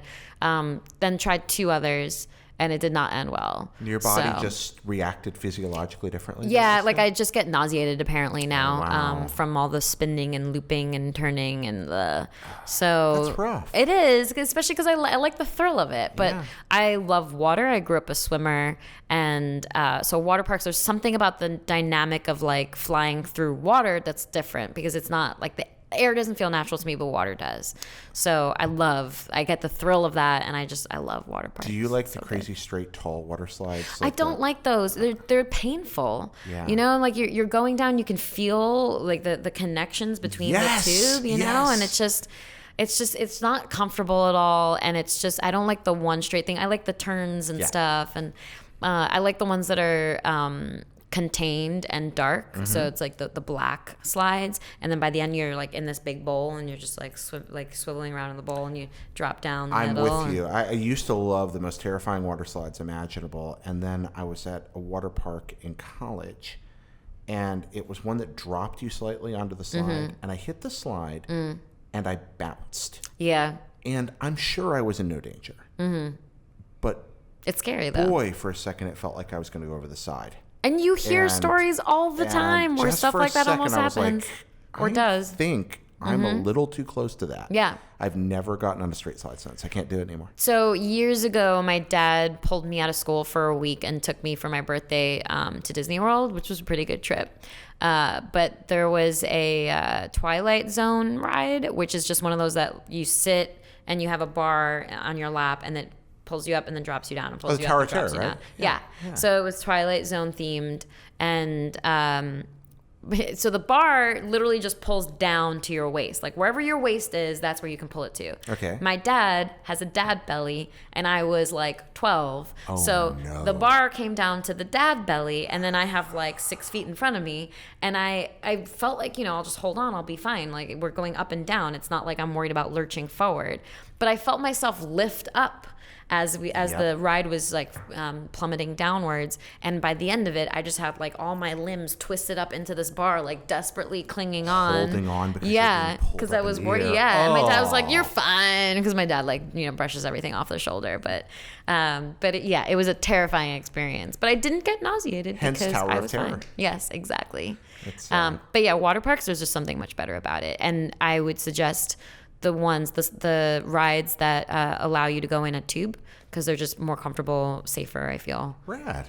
Yeah. Water park advocacy. Oh, yeah. Excellent. Oh, yeah. This is fun. You been to Santa Cruz yet since you moved here? I've been to Santa Cruz, not since I moved here. It was for a wedding a year ago, so it doesn't really count. It's just, the boardwalk is it's just a boardwalk, but it's somehow wonderful. I thought you were going to tell me about a water park. No, it has a log ride, though. They're good on water. Yeah. Nah, I'm not I could good do at like that. the Splash Mountain thing, but that's not really the same. I just want to be in a bathing You actually suit. want to be in a good water. I don't know where a good water park is around here. I don't really think there are good water parks. There's a Raging Waters. I've done a little bit of my research coming in. There's always like some Six Flags thing, like a Hurricane Harbor thing. It's just too cold up here, I think. Yeah, that's fair. But if you go to San Jose or like if you go north or south, it's warm, isn't it? Well, like it's just San Francisco itself. You got to go east, definitely, and south. Yeah, that too. If you go out in the east desert, and south. Yeah, you go to Livermore, it's like 115 degrees. Exactly, You could and build that's one out perfect. there. Yeah, So that's, yeah. oh, Water man, parks. I want to go to the water park. I need to go to one. So the tie that binds between these two movies, Salma Hayek. Is that the secret? That's interesting. I didn't even think about that until now. That's just coincidental. Okay. I think the tie-in is that they're westerns, but they're spin-offs, and there's like a fantasy element to it. And are you drawn to fantasy naturally? Oh my God, yes. Okay. Yeah. I love anything that's not real, but like also talking about things that are real through the lens of something that's not real. So it just gives it kind of like it's like getting a different perspective on a thing essentially, and then having a little bit of fun with it because it's more creative as well. Take something and then just twist it just a little bit. Yeah, exactly. So it's relatable and understandable, but at the same time, it's fun. It's something you can reflect on maybe. Not that like Wild Wild West and From Dusk Till Dawn made me sit there and really like reflect on human nature or anything, but they were just both fun. And From Dusk Till Dawn has some really cool, not really action moments, but like fighting moments. Yeah. And I like the pacing of it too, because once you get into the bar, the fight that breaks out is just instantaneous. Yeah. It's just instantaneous, and then it's over. Yeah. And it's like you kind of, I think because I hadn't seen it for a really long time before rewatching it recently, and I remembered it just being one fight, like drawn out, but it's not, because that one happens in like the course of 30 seconds. Yeah. Also, I just love how everything's normal, the band's normal, and then you realize there are vampires, and then all of a sudden the band's like guitars, like a corpse, like someone's like torso. human limbs. Yeah, exactly. And everything's just flopping around as they're like playing the guitar and the drums and stuff, and it's just so hilarious. It's just really goofy. That's again why I love Rodriguez's stuff, because a lot of it leans into that kind of. His movies are never too serious. You know? Yeah. You think about Once Upon a Time in the West, and sooner or later somebody has a guitar case that's shooting fire out of it. And it's not like that corpse band was particularly. It wasn't gory or gruesome. It was just silly because it's flopping around, and it does look a little realistic. It does look like kind of like a corpse, like they put makeup work into it, but it wasn't to the point of trying to make you believe that it was a corpse. No, it's like something out of a Tales from the Crypt comic. Yeah, Like, it feels that's exactly what it is. Yeah, and I then like your third choice to talk about again follows that same pattern. No Salma Hayek, but No Salma Hayek. follows that Not same yet. pattern. Yeah. And that's something that's Western, but viewed through that fantasy or science fiction angle. Yeah. And that's. So we talked about Westworld when the new season started on our very first episode. when all our hopes were still intact. When all our hopes were still intact. And now the second season's been over for some time. Yeah. How are your hopes? Crushed. I don't even want to I honestly stopped watching. So I gave it maybe 3 episodes and I was like, this is not going to get better. I still watched the 4th and maybe more than that, but there's definitely 2 that I skipped. It just entirely. And then people told me that the Ghost Nation Tribe episode was good, so I watched it and it was really good. And it's because it had nothing to do with the normal storyline or the normal cast, and so they just focused in on one person and the kind of progression that one person makes and breaks through this barrier for himself. And it's a really cute romantic kind of a story, and a self-encapsulating story set exactly like a Black Mirror style episode. So that one was good, and then I watched the season finale strictly to be able to speak to it today. Okay, so moving ahead, guys, if you haven't watched the end of Westworld yet, we are going to be going full spoiler mode. So you're not missing anything. No, you're really not. That's not for you spoiling to anything. I hate crapping on something that I enjoyed so much before. Yeah. The first season was amazing. It was great.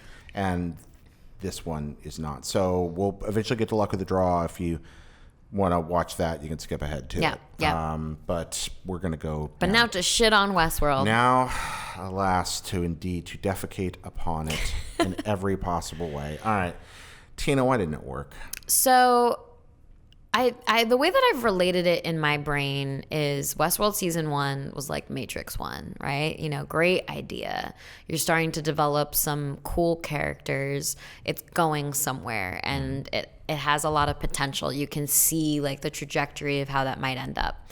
And then Westworld season 2 is like Matrix 3, which I like kind of refuse to believe even exists. It's like stops at 2, and 2 wasn't even good, but 3 was just like so outside the bounds of what that series should have ended up as.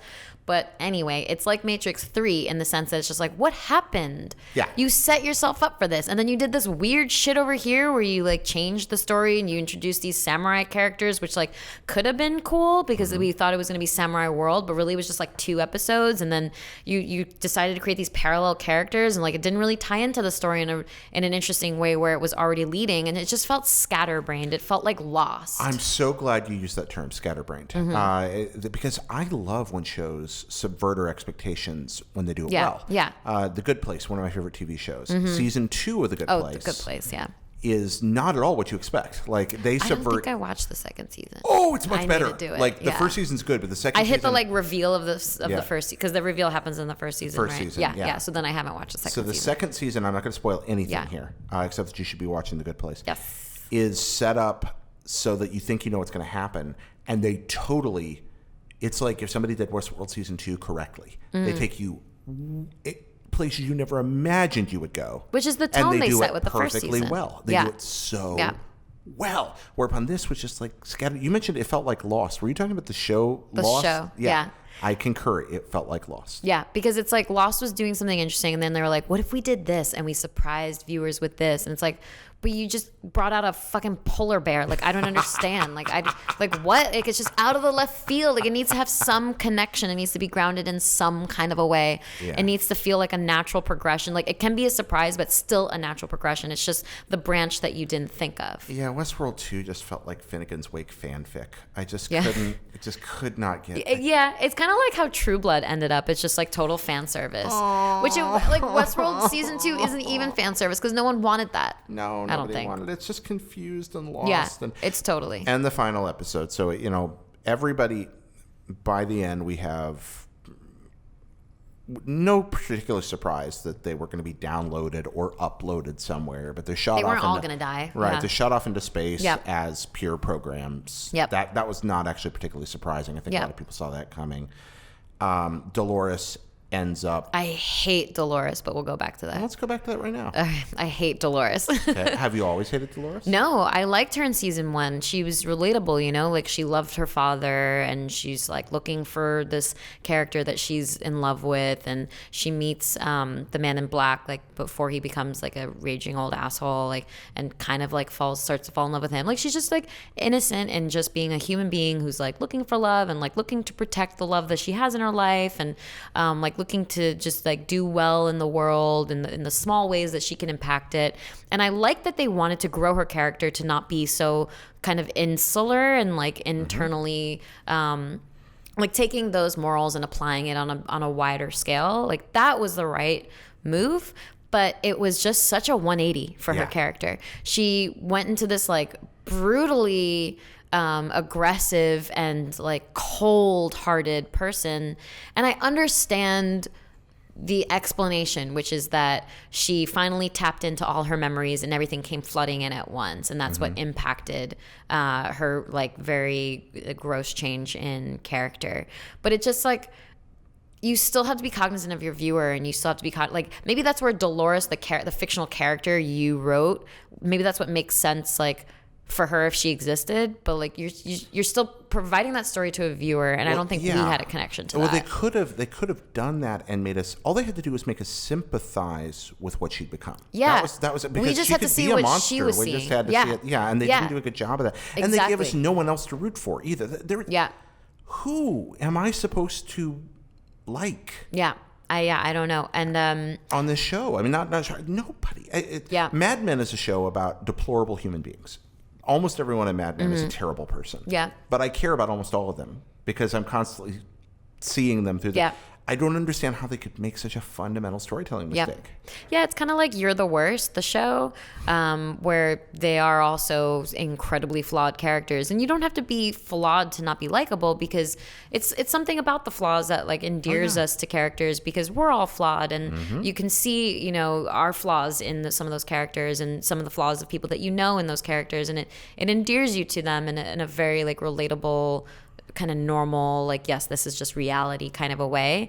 But with Dolores, it just felt like they knew that they had this character. They knew that they wanted to make her into this like strong woman archetype, and they just like messed it up. And like I appreciate the effort, and I appreciate like what they were trying to do. It didn't feel like a believable like strong female lead that I wanted her to be. And I felt like she could have been.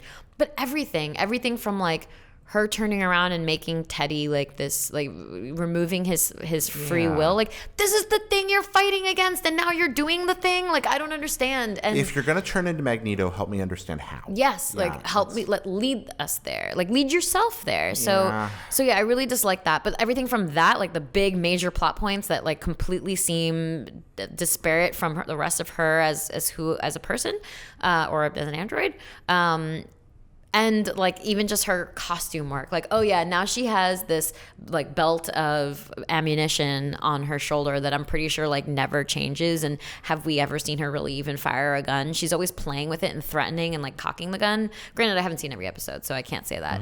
But it just felt like dressing. It didn't feel like, yeah, I can see why she has that. It was very obvious to me that was costume work. She felt more artificial when she should have felt more alive. Yeah, that's the thing. The hosts were supposed to be, like, we were supposed to see them as humans, but she was just becoming more and more rote and more like written out. Yeah, either as more human or more otherly or something, but she didn't feel either. No, it's like she had her lines written for her by what's his name, you know, in the beginning of the show, but by the end of it, it was very much like.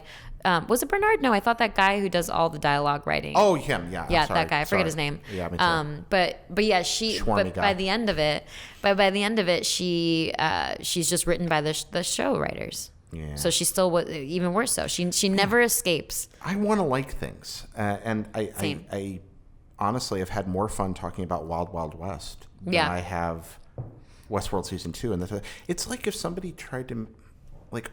Always Sunny in Philadelphia, but they tried to make it a drama. Yeah, like you can't have those characters. Just like these non-believable. Yeah, that's true. It can't not be a comedy, and yet so you made a drama and you end up with Westworld. Okay, well, and you know the big reveal with Ed Harris at the end. Did you care? So what was the reveal again? That was the after credits sequence where it's like fidelity. Oh, that's right, where he was implanted into an android. That's right? what seems happened. Yeah, or something like that. Like yeah. I just like, you know, the twist with him that I found interesting was that he was like the Man in Black was the younger version of himself. Like I thought that was interesting. Like, and I wanted to see because it was such a 180 for him too. But like they didn't fill it in yet, and so I was ready to hear about that middle part of the story. So that. I liked that big twist with him, but I don't know, towards the end I was just like, I don't know like what your motivations are anymore. At first it seemed like you were just bored with life and you were chasing like you were chasing this adrenaline rush, and that's why you're going towards the game. And now it's more about like, you know, your overall standing in the world and this daughter that you have and your familial obligations and all this other stuff that it's just little by little I felt less connected to caring about him in general. And so seeing him in that way, it wasn't really like, it didn't feel like the after credits scene that I forgot about it. So well, there we go. So folks, that's our take. I'd love to know your thoughts on the matter. We've talked about these 3 Westerns, and I know it's been a long discussion about things outside of Red Dead, but the reason for that is because we've discussed it to some degree before. In terms of Westworld, Red Dead Redemption literally is a series of AI bots wandering around an Old West setting that we also traverse. Yeah. It is a video game. Oh, man, that's a good twist. What's that? Oh, they just crawl out of the TV and they're like normal human beings by the end of it. Oh, that works for me. Very The Ring style. They're just kind of coming out. Yeah. But also these fantasy settings, these are twists and turns on a genre. That's what Red Dead Redemption is. Red Dead Redemption is an evolution of the Western film. Is as much as it is a video game. Yeah, it's themes and characters. Yeah. That's what you need. It's an interactive film, and not in the crappy full motion video way. Yeah. But and I like that they've been so very good at drawing so much awareness. They obviously that the Housers love pop culture. That's there's no question about that. Sometimes they love to hate pop culture, and you see that powerfully illustrated in most of Rockstar stuff. But I think Red Dead understands it better than anything, and I can't wait to see that. I think there's love in all of Rockstar's games, even the ones that are often brutal. But it's obviously they love what they're making.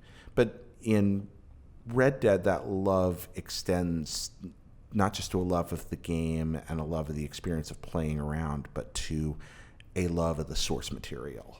And it's a love of the world too. Yeah. Like we were talking about the Mexico crossing moment, and like that was a love of the world moment. It was yeah, isn't this rad? Like let's put a song over it and make it even more rad. Like it feels very much indulgent in like the themes and indulgent in the romanticism of it, because there is something romantic about a Western and like a stereotypical kind of Western character, because it's the too tough and too much for their own good, but at the same time there's something in there that's grounded in something like moral and like trustworthy and man of your word style thing that makes it kind of more romantic. Tina, you've lived in New York. Have you ever done the cross country drive?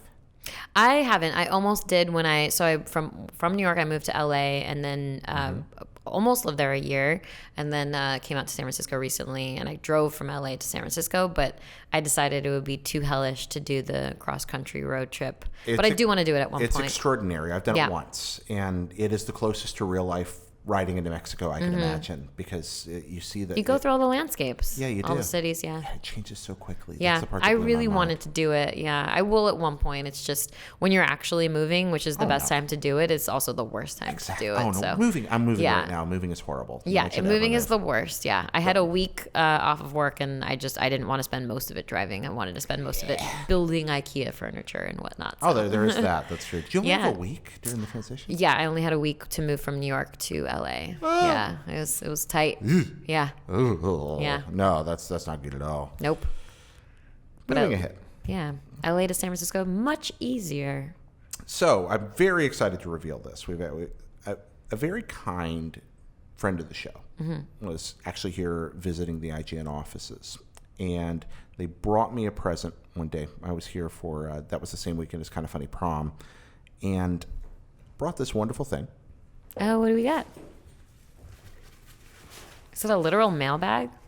This is sorry, I hit the mic. Cool. The new Red Dead Radio mailbag. Look at that. Is this official? This is an official Red Dead Radio mailbag. No, Indeed. official U.S. Oh yeah, this is a real thing. Office. This is the real thing. Are you allowed to have this? I'm allowed to have this. I was told that's okay. Isn't this like government issued? This is not like stolen or anything like that. Yeah, this is a legitimate gift. I feel like you need a license to give. hold this. No, it's pretty exciting. You want to hold it? It's pretty cool. It's all I get heavy. arrested? It's like I don't think look so. at it. No. So this is our new official. Red Dead Radio mailbag. So we wanted to show this off because it's mail time. It's a mail call. And I think that what I want to do is probably, obviously I was going to do it right. I'd like want to handwrite them and drop them in here. But for the first day, we're just showing off because it is time for Pony Express. Yeah. There's nothing in here, though. No, there's nothing in here. Does I've got that it on my mean there's no laptop. mail? No, there's mail. There's mail this week. We do have one letter this week. And so I wanted to show that off and thank you so very, very much for that kind gift. But yeah, here's this week's mail. Howdy, y'all. I got into the show very late. I heard you on another podcast, or Gamertag Radio or some show radio. I don't know if it's been covered yet. I'm only on episode 5. How do you feel about sexuality, nudity, suggestive themes, and language when used in the original Red Dead Redemption game? Yeah, it's Rockstar. You should expect that. The ESRB cited a few instances where nudity and sexuality were used. But I don't seem to remember. Do you feel it to be gratuitous? I don't have a problem with NPCs working in a saloon, wearing nightly wear, and I don't necessarily want anyone bearing it all through the game. That being said, how do you feel Rockstar will use these themes in the next game? Looking at how Red Dead Auto doubled down with the vanilla out unicorn in GTA 5, I fear as if they would do the same thing when it comes to saloons, brothels, private affairs. This from Joe.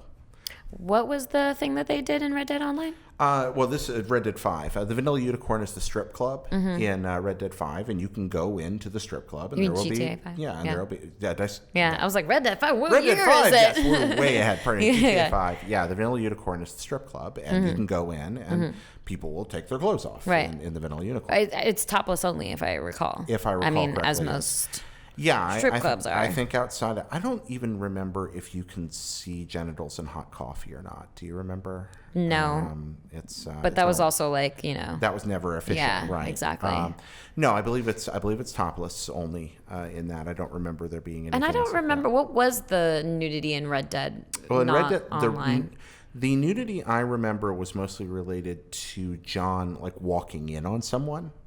John himself, I don't think there. Are Oh yeah, any there's sequences. one scene where like Javier Escuela is like sleeping. No, someone is sleeping with Yeah, someone. he goes in and somebody's sleeping with somebody else, and he walks in the middle of the act. Right, and right. There's, I believe, But I some don't nudity actually there. think you see anything. It's more suggestive, wasn't it? Yeah, I think there might be some toplessness for a second Okay. there, but I'm not sure. I don't want Yeah. to speak. I don't want to speak Right, uninformed. yeah. I played the game recently, and I seem to remember toplessness, but my mind could have filled that in. Right. It's very quick. It's Yeah, like a movie yeah, scene. It's like yeah, watching an R-rated movie exactly. scene, and they're trying to put across that this character fidelity means nothing to them. Right. It's Abraham.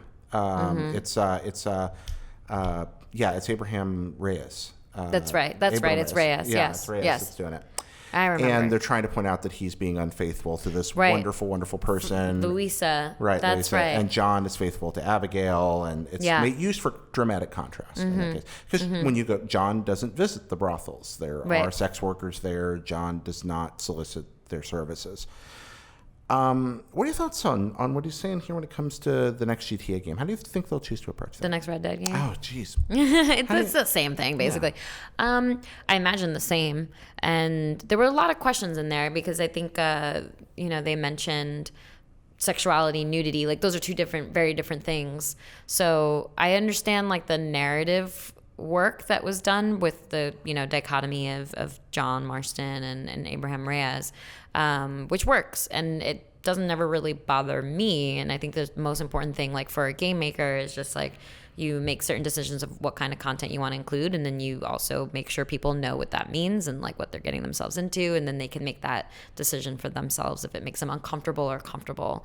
That particular scene functioned the way that it should have narratively, like we just talked about, like between the two of them, they have different morals. And I don't remember any nudity involved in it because, like you said, it happens very fast. So it's not even like that's what the scene was about, or really like that's what the takeaway is. The takeaway is more so the narrative. And so I would like to see it functioning for that purpose. I don't know that there's there's a reason, maybe John Marston didn't go to the brothels, but maybe, what's his name? Arthur Morgan might. So He might. Yeah, he might. He might not be morally opposed to them, or, he might not be otherwise committed or whatever else it is. So it's something that to a certain extent, like we've seen before, and maybe we're desensitized to it, but it's nothing that necessarily bothers me. Do you think of its use in GTA as gratuitous? In the strip That was club? the question he asked. Yeah. Maybe it's my familiarity with it in games that it didn't seem gratuitous, but I also don't really quite remember. All I remember is going in for a mission and that's happening around you, but then you leave and it's kind of done with. Yeah, that's pretty much it. Yeah. I mean, you can go in and do that. To me, it seemed like world building, It is a strip club. That is what happens in there. And GTA 5 was largely a game about building Los Santos, building a world like we'd never seen before, a world that shouldn't have been able to exist on an Xbox 360, and that was the kind of thing that existed in that seedy underbelly, so they put it there. That was always my thought on that matter. that's why it didn't feel gratuitous. Like, you walk in, it exists, it's there, but they're not there isn't a cutscene where all of a sudden it's in your face, and it's I don't know. It didn't feel forceful. Even in some movie cuts, you can tell there's a nudity scene. They just you can tell when they're just lingering and they're zooming, and then there's another angle and it's zooming in on that from that angle, and it didn't feel like in some movie scenes or maybe some games, it didn't feel like it was forcibly being shoved into your face. What I remember about it is you could actually get to know some of the women better, and some You of get, them would a go lap home dance with or you, something. and some you could actually solicit for Right. sex services, and then others Yeah, I mean you that's couldn't. a GTA staple too. You Yeah. bring a hook over and increase your health, and then murder her and get your money back. Well, fraction of your money back for whatever reason. And that's an argument I've heard made before. I don't remember exactly where somebody's pointing out that it's not that GTA is a game about murdering sex workers. It's a game where you can, because you can do anything. You can kill anyone on any street, and if you choose to make that your narrative, right? Yeah, exactly. I like when open worlds allow me to be the kind of person I want to be. I think this is a whole other issue, a whole other step. But I think about how Fallout changed after Fallout 1. You can kill kids in Fallout 1. You can't in the others. It ruins your reputation. You cannot get the good ending. You alienate everyone around you, but you can murder children. Right. Now, that's a sensitive subject at about 7 different degrees, and it never forces you to do it or even tantalizes you to do it. Yeah. But if it occurs to you, it follows the rules. What are your thoughts on that? Yeah. Oh boy, about murdering kids in Fallout 1 specifically. Yeah. I never played Fallout 1 myself, so just like to think about it in a way in which I would put myself in that position.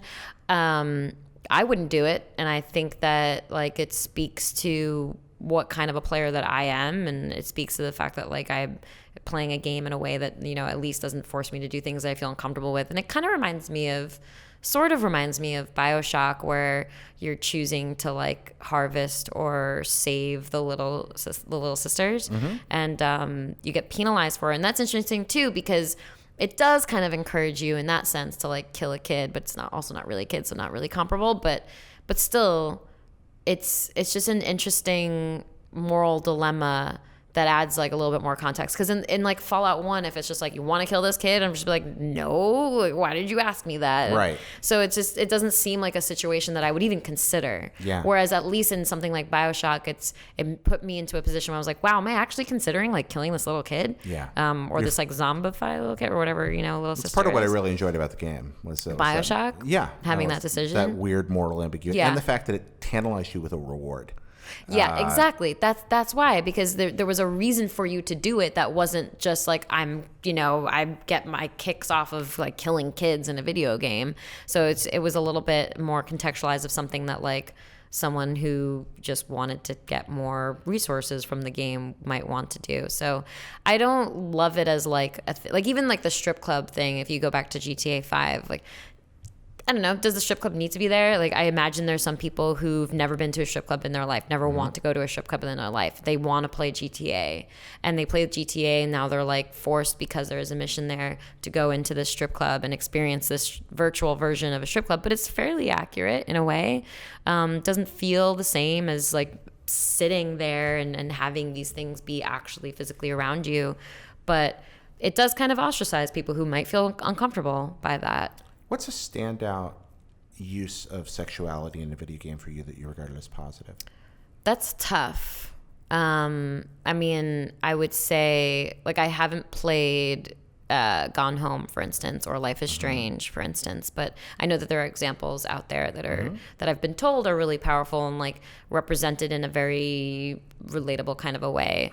But I did play The Last of Us Left Behind, and that felt really meaningful, because it was just, because sexuality isn't even necessarily about sex. Like, ultimately, that's part of the conversation. You can assume that that's probably part of the relationship that you're viewing, but it's just about like, two people or whatever exploring what like a romantic kind of relationship means for the two of them. And that's a better representation of it. It's not just like, flashes of sex and nudity. It's about a bond. It's about a romantic bond. It's about love, lust. Like, it's about these more relatable, grounded feelings that, ultimately we all day to day, eventually to some form of another, feel and express and question and wonder about and, learn about. But not everyone can relate to the experience of like walking into a strip club or something. So that's helpful. Yeah. Did you play, now I'm going to forget the name. Jeez. Edith Finch? I didn't, but I know a lot about it. Yeah.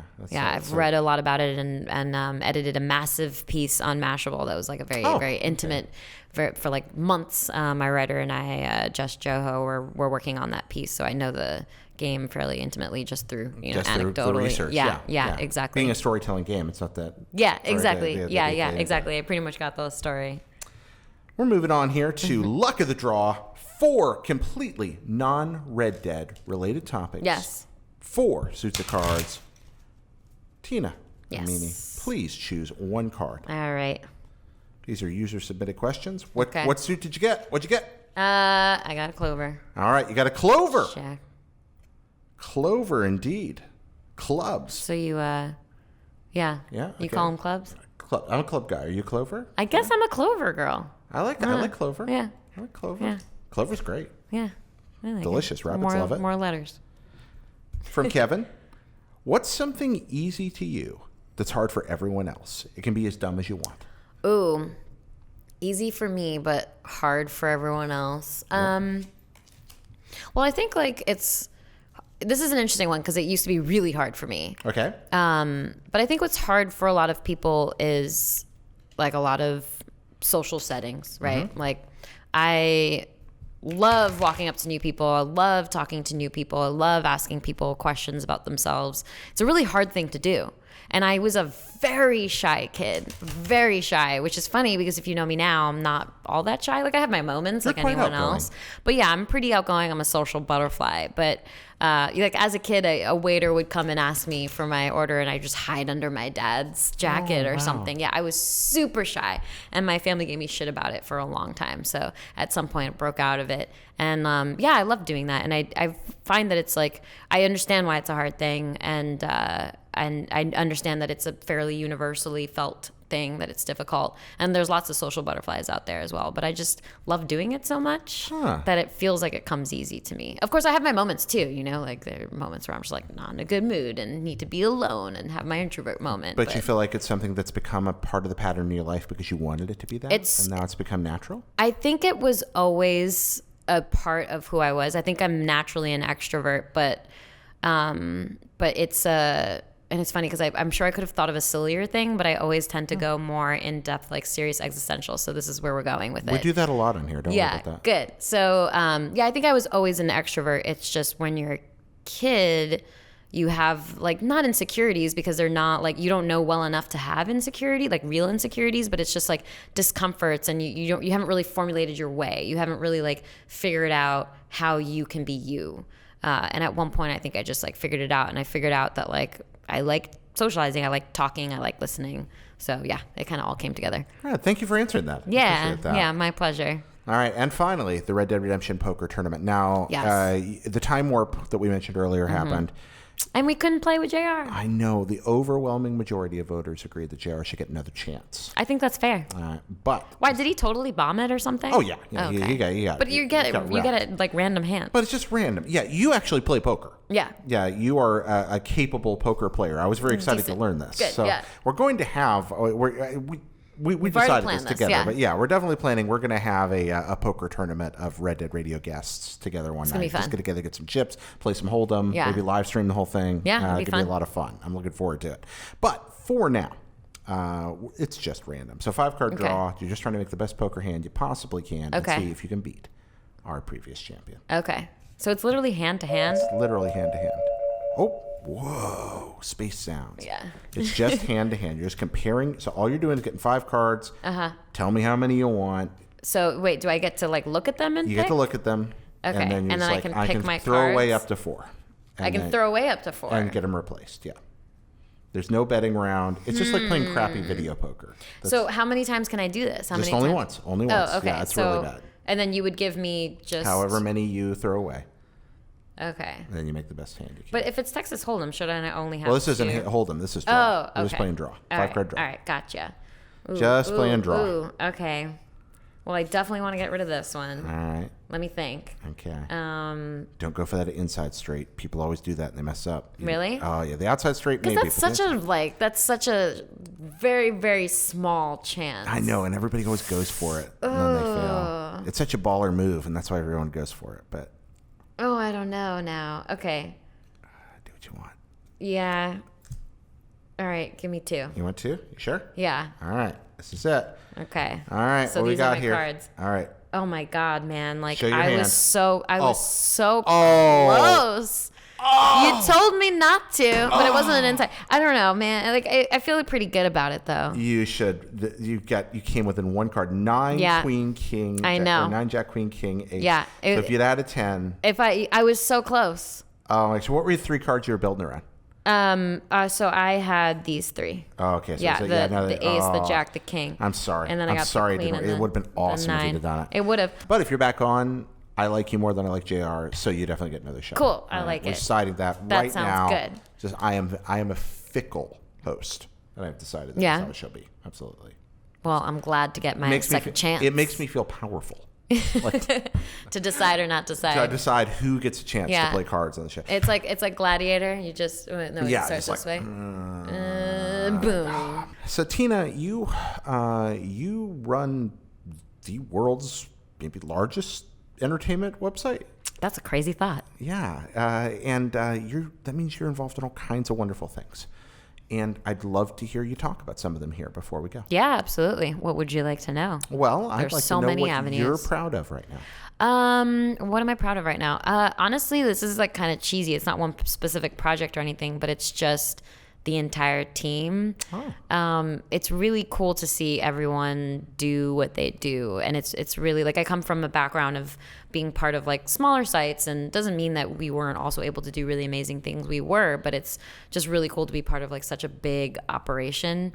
I always say that we are like firing on all cylinders at all times, and even just last night, which in our time last night, like the Call of Duty beta went live way earlier than we anticipated, but like everyone was just on it, and I'm just looking at emails. I'm like, all right, when do I have to jump in to make sure that things are getting done right? And it's just like, oh no, that person said what I would have said, and that person said what I would have said, and they're doing that, which is great, and everything was just great. It's like, I'm super proud of that. Like everyone's just very passionate but very capable, and that combination works to the effect of like, I think it was like 8 p.m. we were here recording, and I was looking at my email and I was like, oh cool, thanks guys, like thanks for just handling that. Nice.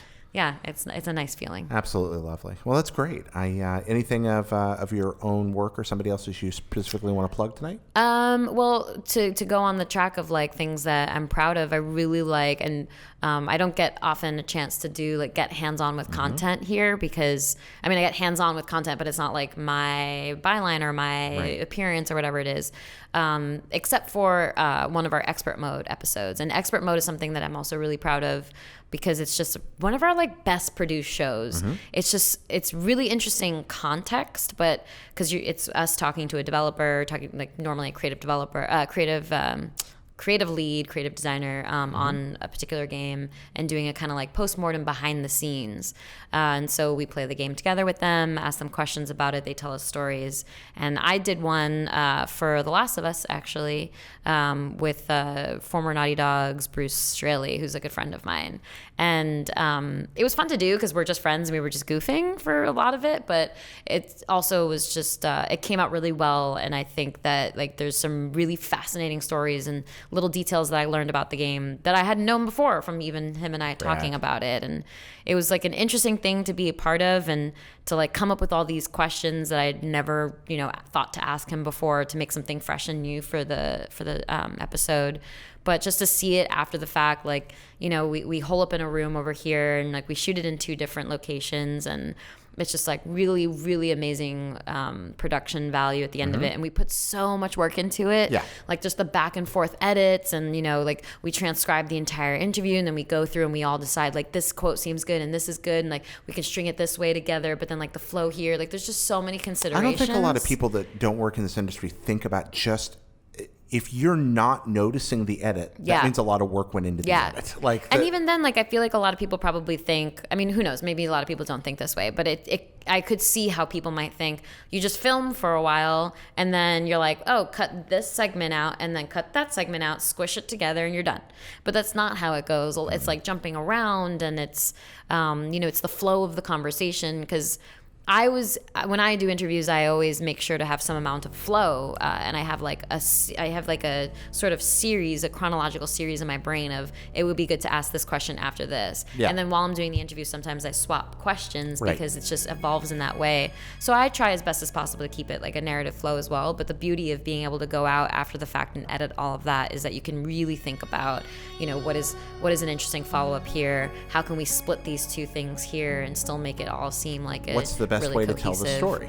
Yeah, exactly. Yeah, exactly. To maintain interest and, what is the most important quote of all of these things, especially for Bruce, because the man can talk.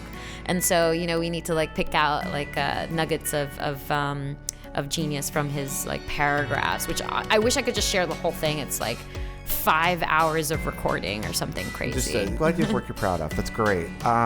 Friends, thank you for watching, listening. This has been an unusual episode and a really fun one for me. Tina, it means a lot. Thank you for dealing with our technical joys that we had. It happens. Thank you for being a delight. Yeah. You've been a Thank you for having me. Yeah, this has been so much fun. You're a friend of the show, Tina Amini. You're going to come back and play some poker with us soon. Absolutely. Hopefully I clean everyone out. See y'all next time.